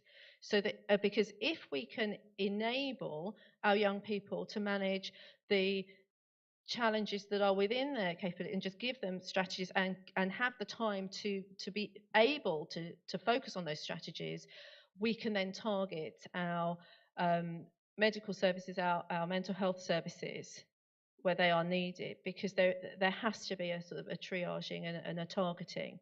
Because if we ignore it, if we don't recognise, if we have inappropriate interventions and ignore the needs of particular children, then we're just generating more need at a higher level. So I think that there is progress being made, and there's lots of interesting stuff going on in the university, isn't there, with the way that we're restructuring wellbeing throughout the university, and where that fits, and then that flexibility of saying it's okay not to be able to do that. Because that's just kind of the way we do things. So that we remove the unnecessary stresses, so that we can then use our resources more effectively. But I think that the reality is, but along with that are parents and classroom teachers dealing with really quite serious mental distress, because there is nowhere to go, because the waiting lists I mean, waiting lists of months and years for young people are just, just ridiculous. So there's an awful lot of parents and teachers sort of upskilling with kind of, just kind of get a little bit of CBT done at the breakfast table kind of thing, isn't there? Because we have to. But I think, and again, it's about valuing those things and, and valuing the work that is done by everybody around somebody. But I can't really, just endorse progress in mental health support. I think is possibly not quite where we are. Yeah, so a couple of things off the back of that. CBT is kind of cognitive behavior therapy is said, or apparently said, to be not so good for autistic people because of the way the mind works. It's not something we've tried. I actually feel quite lucky that Sasha is quite positive. From the video, you might think she's not, because and I smile because actually what she's saying is very serious, and it is some signs of trauma, but actually, I know that is her. She's not putting it on, but she has put on the voice for the video to create that impact, which is kind of good. That's clever. From watching other videos, she's learned how other people tell their stories and what will make an impression. But generally, she's a very positive character. But there have been times when she has said, what is the point in life? But she's very matter-of-fact about it, actually. So I'm not too worried about her mental health. But then going right back, when she was diagnosed, we had the paediatrician for a 6-monthly visit for the first 2 years, so till she was about 4, and then just once a year until she was about 6, when the paediatrician said, I have to sign her off now because my job was to diagnose her. I've done that, bye. And I remember crying because I said, there's nobody else involved. It is literally just me and you and the school, obviously, but what else? Where is the support? There was nothing. But I've muddled through with that. It's been fine. I'm in that position where I'm lucky enough to have been, able to go out there and understand it and find ways to help ourselves. But nobody else has really been helping me until, well, not even then. But when she came out of the special school, it was a tick box exercise that in order to get the medical absence tutor involved, she would need to have been seen by some healthcare professionals. So at that point, the school then referred her to CAMS, and we had an appointment Sasha wouldn't go to because, an appointment to go and see a stranger, to be asked questions about things that she can't really express herself anyway, was pointless. So she would not leave the house. So I went to the appointment on my own and cried to that person and said what we needed was some specialist autism input. Clearly they didn't really know.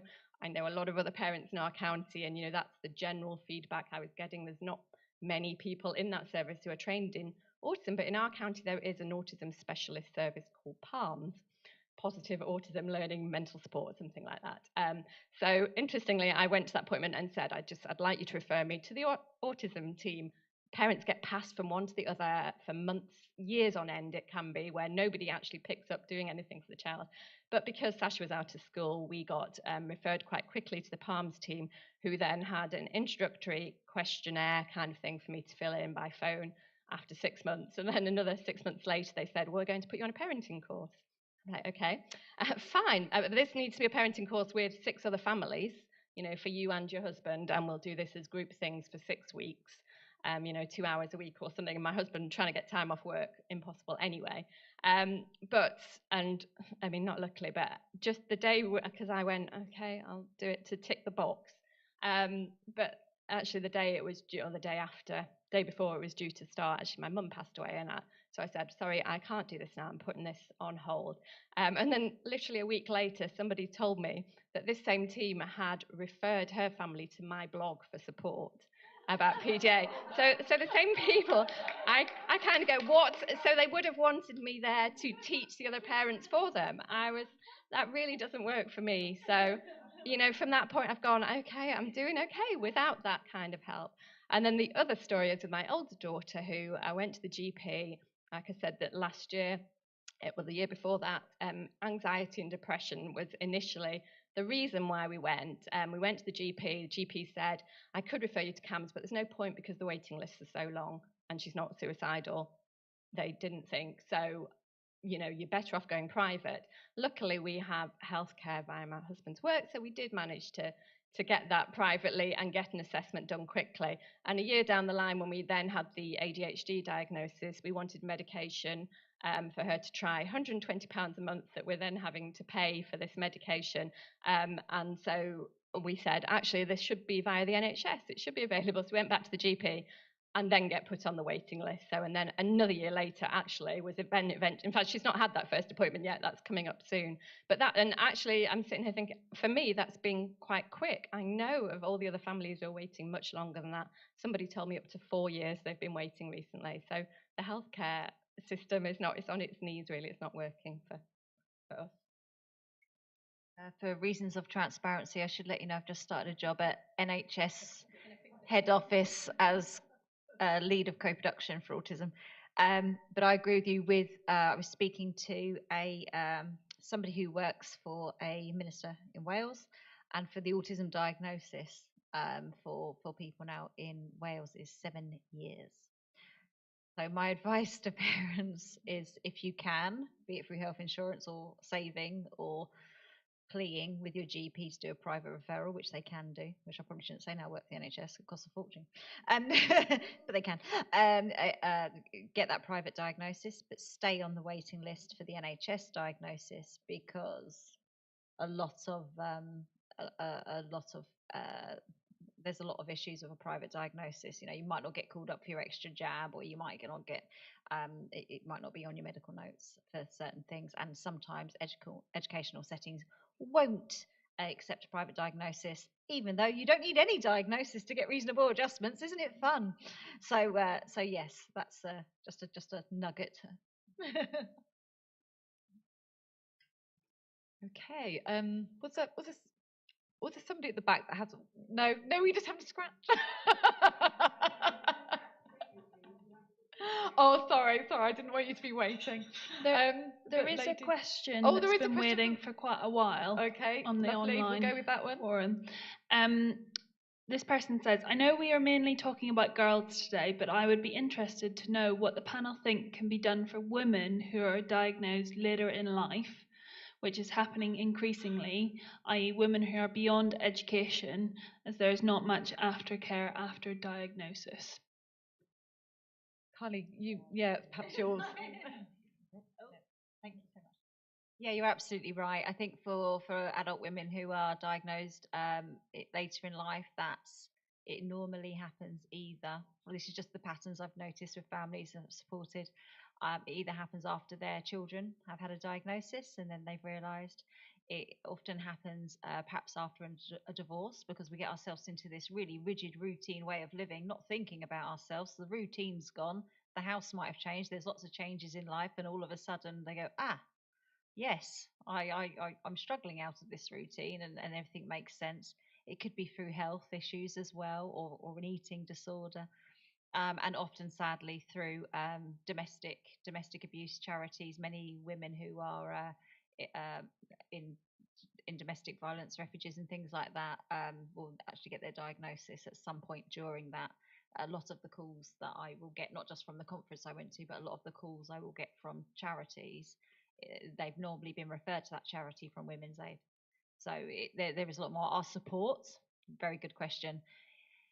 It seems that thank goodness for feminism, it seems that we're all supporting one another rather than there being something in place, be that through the healthcare system, or be that through other systems that are in place for women who get a much later diagnosis in life. I think the latest in age diagnosis I've heard of for a woman, I think she was in her 70s when she was diagnosed. I can only, of course, I know how vulnerable it is to be undiagnosed, but to get to 70 and never have known must have just been harrowing. But there needs to be more in place for more mature women getting that diagnosis, and menopause seems to do things to us too, which brings it all to the fore. Of course, it's always been there, but it becomes even more apparent then as well. But we need more research around that. So if anyone's listening who wants to do a PhD, please do it in menopause and autism, purely selfishly, because it's me in 10 years. And if you could make it quick. I'm pretty peri-menopausal already, so hurry up. And but not selfish request, but there needs to be more. Yeah. I mean, I think that there are several things, aren't there, to receiving a late diagnosis, and that's whatever the trigger is for that diagnosis. There's something that you're processing, and then with anything, there's a re-evaluating things that have gone on in the past, and was that okay? Was that not okay? And you talk about sort of consent and maybe recognizing a vulnerability in your past self. So there's an awful lot to be done, and what that also then needs is for somebody to be able to put their needs first. And I think for women in particular, identifying and claiming the right to have your needs met is really, really difficult. And we see, I mean, I work with students of all ages, so some are in their 30s, and they can even be in their 40s, and that's and recognizing the difficulty in doing that. So I think even sitting there going, right, so I know that I need to, I should be thinking about my needs, and I should be advocating for things to be the way that they need to be for me, but that is also difficult, and being very gentle and compassionate with yourself, and recognizing the work that is involved in that. And that's where that reaching out and getting support and looking for blogs of people who've been through similar situations and reaching out.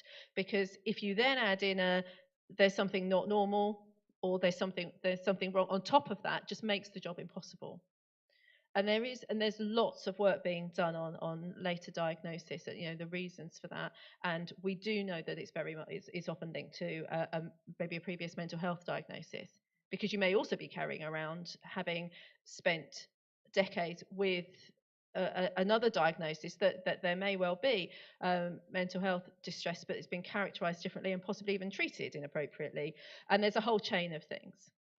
But there are, I think, just starting by recognizing that the world needs, you are entitled for the world to meet your needs. And if you can do that, then that's the route to making maybe small adjustments. So having the confidence to be able, maybe in the workplace, to say, it could be something really simple, like, it would be much better for me to have my desk over there, and maybe, just not be able to do that, because that's what I need to be able to do my work. And I think if you can start using that voice, which again is very difficult for women, to say, this is what I need there to be in place, and just practicing that, there is a route to maybe reducing some of the stressors that make things even more difficult. And that's that's all of that is what we do in educational context. But there's nothing in specific about education that doesn't apply to other contexts as well. Just identifying need and advocating for things and voicing that. And you also don't have to disclose. You don't have to start a conversation with HR or with anybody, with your friends, with anybody, by saying, so here's my diagnosis, and this is what's wrong with me, or this is what's happening. All you have to do is say, do you know what works best for me is this. And if that involves maybe, well, to access that you need to do this, then there may be, but you don't have to disclose. And you can choose who you disclose to, but you just have to at least start putting things in place, because then if you can just reduce the effort in your daily life a little bit, then that will give you the capacity. What if you only save 15 minutes of just being exhausted, so that you've then got time, you could then go and read somebody's blog, you could go and read some things that Carly's written, you could read what Steph's written, and think, actually, that, and then start building up your confidence, even just a few minutes a day of not having to deal with something that's unnecessary. And be creative. It would be much better for me to be able to use those toilets because they're just not busy, or to be able to eat lunch in this way, or arrive at this time, or that way. And no, I'm not going to do that, because no is also difficult. Yes. No, I'm not going to do that, because what works best for me is this. And just kind of practice. Well, maybe we should all just practice that, and just self-advocating. Yeah, not much to add. I suppose my first thought was that autism support maybe isn't necessary, because it is an individual thing. It's going to depend on that person's needs and what is going to make life easier for them. But then on the other hand, I was thinking, so some kind of therapy, people, with similar experiences, people to talk things through, because the processing of what all that means for you. And I think as parents, we often say you don't know what you don't know. There's a great website called Special Needs Jungle, because it is like a jungle where you don't really know what you're looking for, what help there might be. But certainly for my daughter, she wouldn't be able to really say what her needs are or what would make her feel happy. I'm kind of doing all of that for her, obviously guessing it, but hopefully mostly I'm getting it right. But yeah, so it's difficult whether there should be this, an autism support team that you're referred to once you have a diagnosis, or whether it is just the case of going down that route of making it right for you individually. Thank you. Lady over here.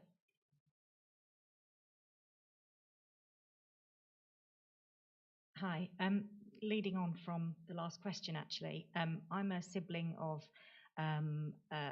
somebody who was diagnosed with autism at 37 years old, and that was my older sibling, and female.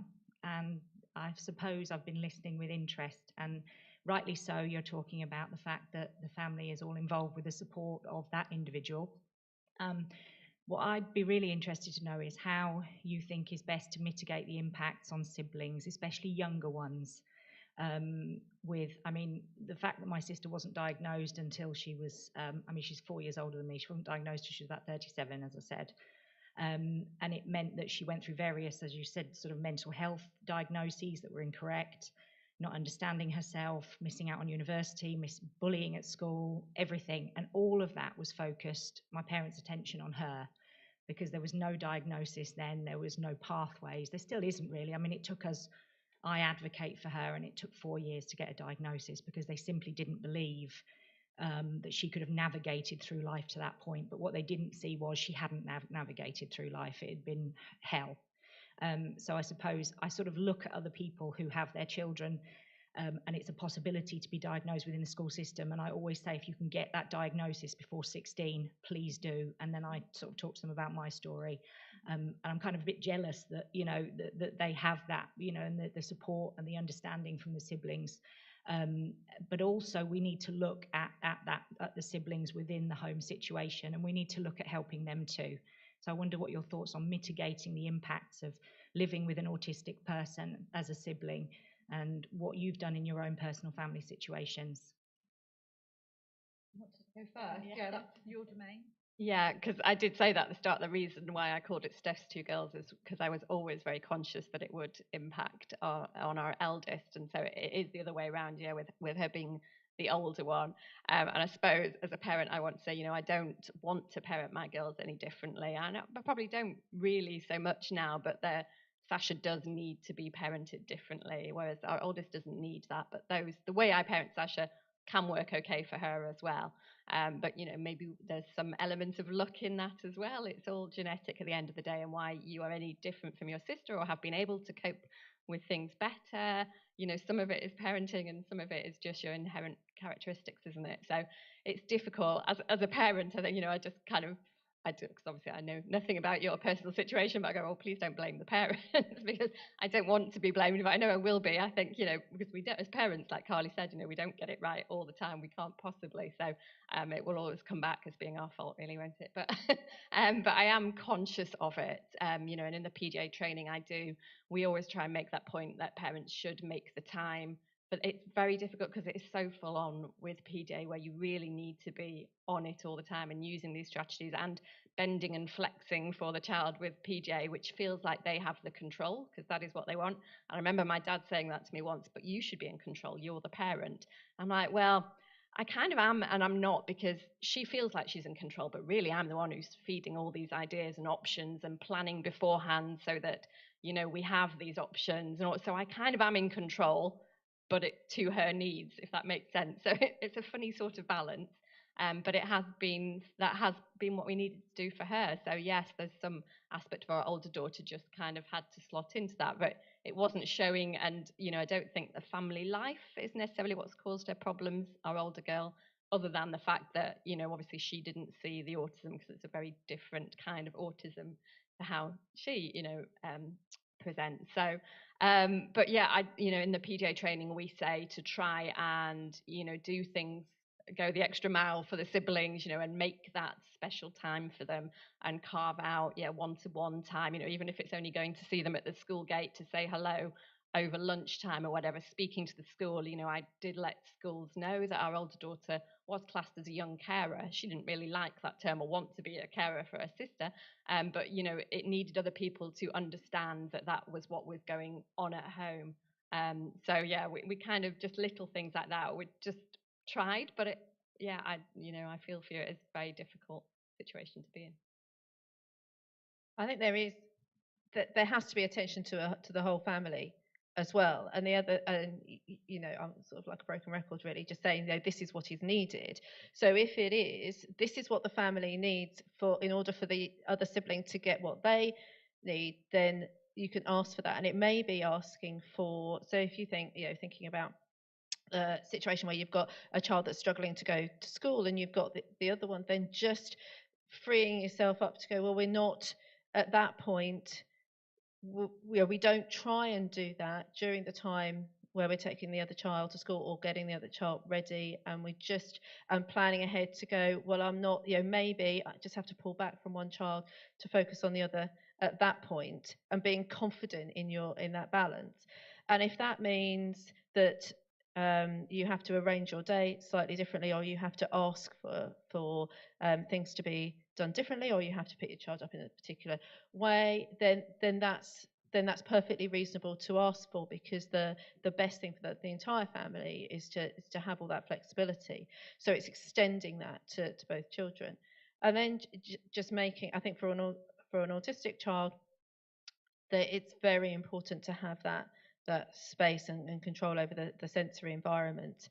So having, you can have boundaries on that and say, this is your space, and then the sibling can then have another space and can have somewhere where they can do the things that they want to do. So things like, noise sensitivity, then there might be physical things that can be done or time-wise to allow the other sibling to be noisy, to play the guitar, to play the drums, but in a particular, in a way that accommodates the needs of the other child, because the needs of each child are really important.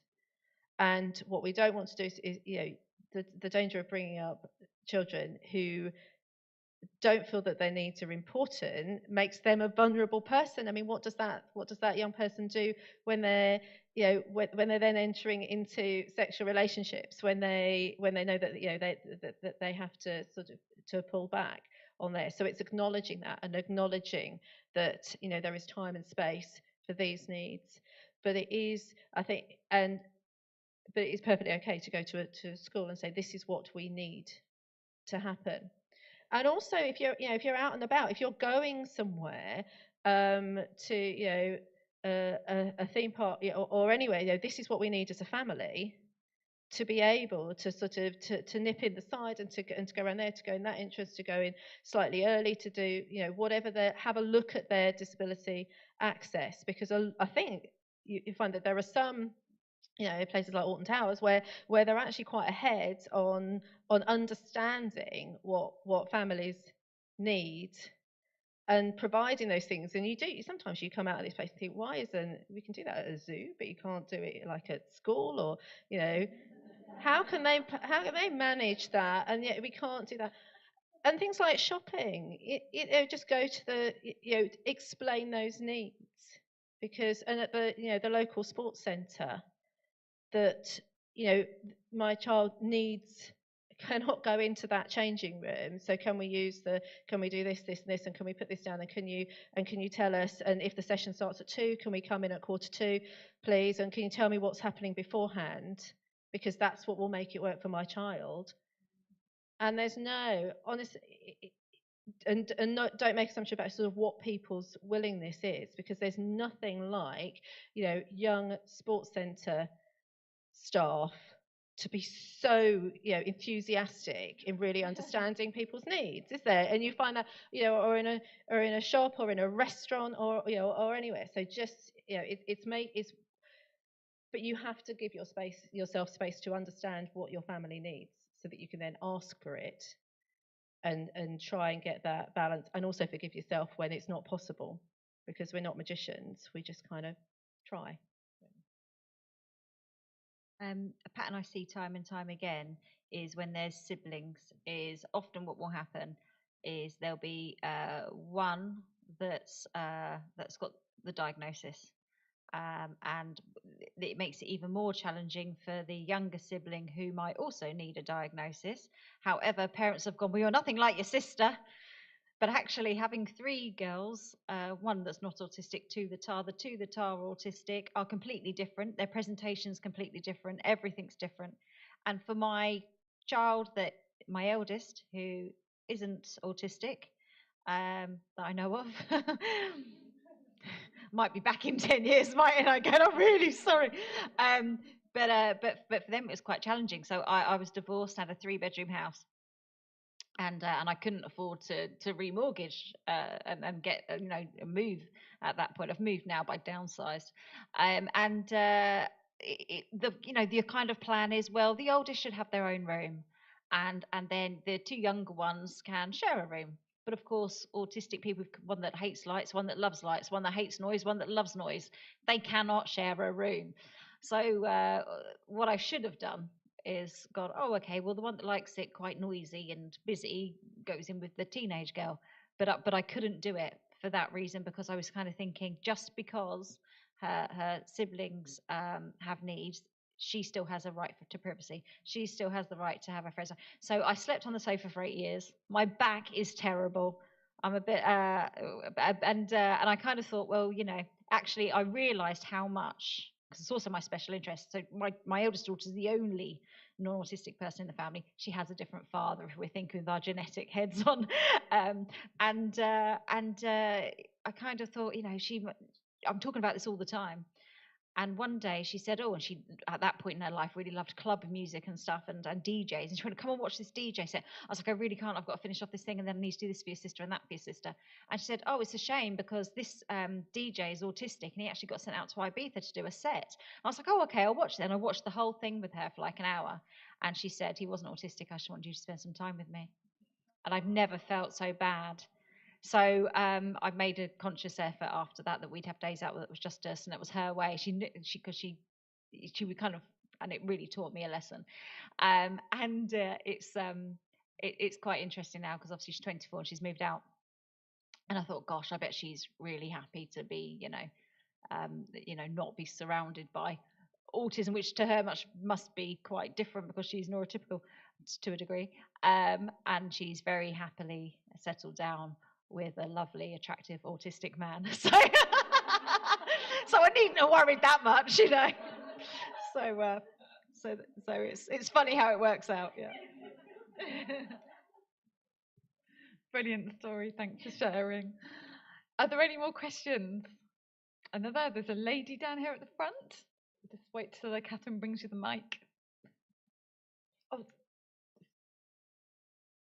there's a lady in the grey. Thank you.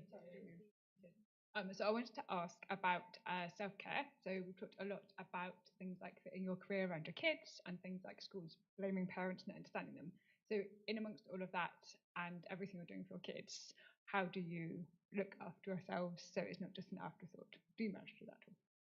Yeah, that's a really good question because I was wondering that too. Do you want to go first, Steph? I'll try. Yeah.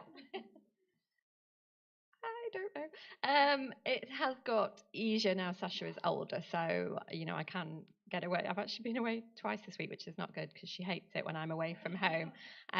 But now she's a teenager, she doesn't need as much attention from me, so I am finding that easier now. When she was younger, I don't think there was really much time for self-care for me, but I suppose I thrived on trying to get it right as much as I could for my two girls. That was my purpose and my mission, and what was kind of taking me forward. So in a way, that was a form of self-care, trying to make things right, or work better.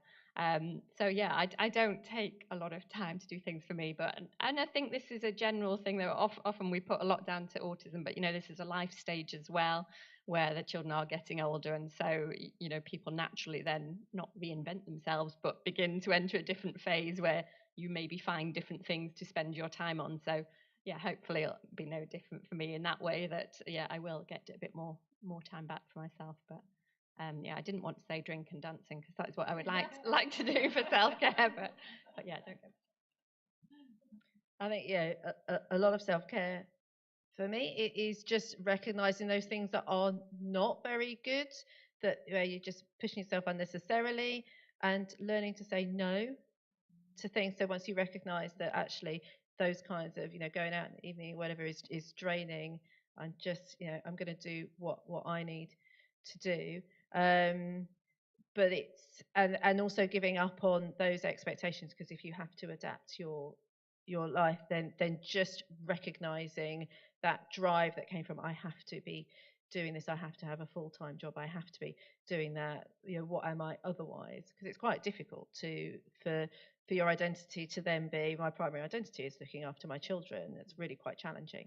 So just, even if recognizing that, and recognizing the value of what you're doing, and telling other people that what you're doing has value, even if they don't pay you or don't recognize it, or say, so you don't work then, and things like that, right? Because it's, I think, and finding a delicate line between your life being, calling the things that you do in your family work is really problematic, but identifying that there is effort involved, and that you have to find that somewhere.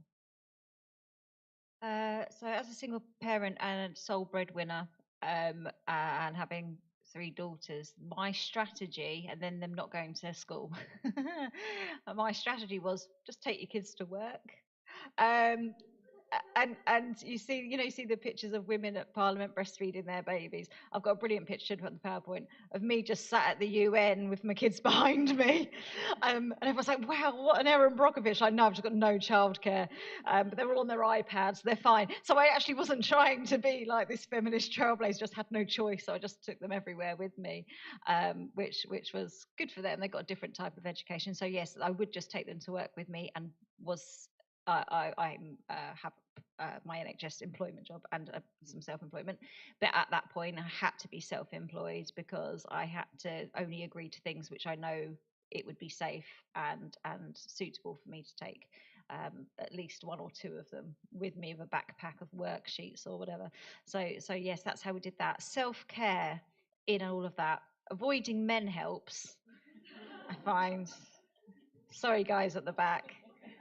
I find that's just a lot of extra socks to wash, isn't it? A lot of stress, something else to worry about. And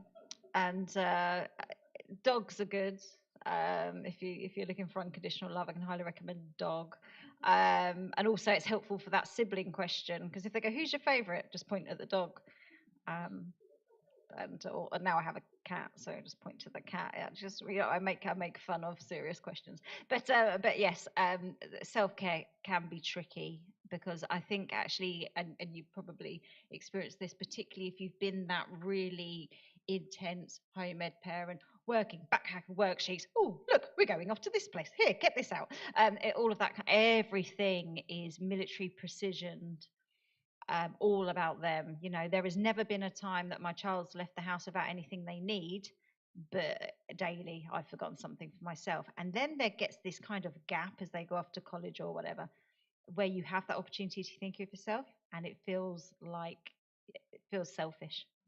But actually, that's just what people do every day, and that's another transition for us as women. I think when our children, particularly if they've got additional needs, particularly if they're autistic, particularly if they've been home ed or whatever, that is a huge leap. But yes, avoid men and marriage. That's my only tip.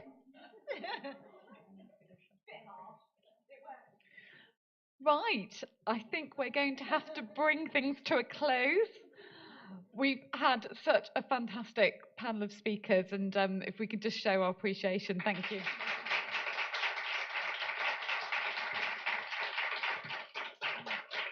It's really been an insightful, eventful, imaginative day. Thank you. I think we've really celebrated everything. Neurodiversity, it's been fantastic. Thank you. And I believe, and Catherine will probably just be able to confirm, that this has all been recorded. And I think, oops. And will that be accessible on the website, do you think? So what's going to happen is they're going to send me the recording, and I'm going to upload a link probably to the website, to the YouTube channel for Newnham. So there will be like a video recording as well, if you want to go back. But it'll probably take us about a week to do the subtitling and all of that kind of thing. So come back at a later date. Great, thank you. And thank you to everyone. Thank you, Catherine Ann. You've done amazing work. Thank you.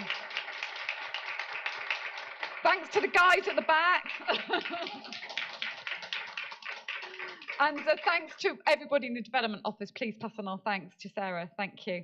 Thank you all for coming. Thank you for asking all those fantastic questions and really opening up and being honest. It's really appreciated, and it's made it a really, really interesting event. Safe journey home. Thank you.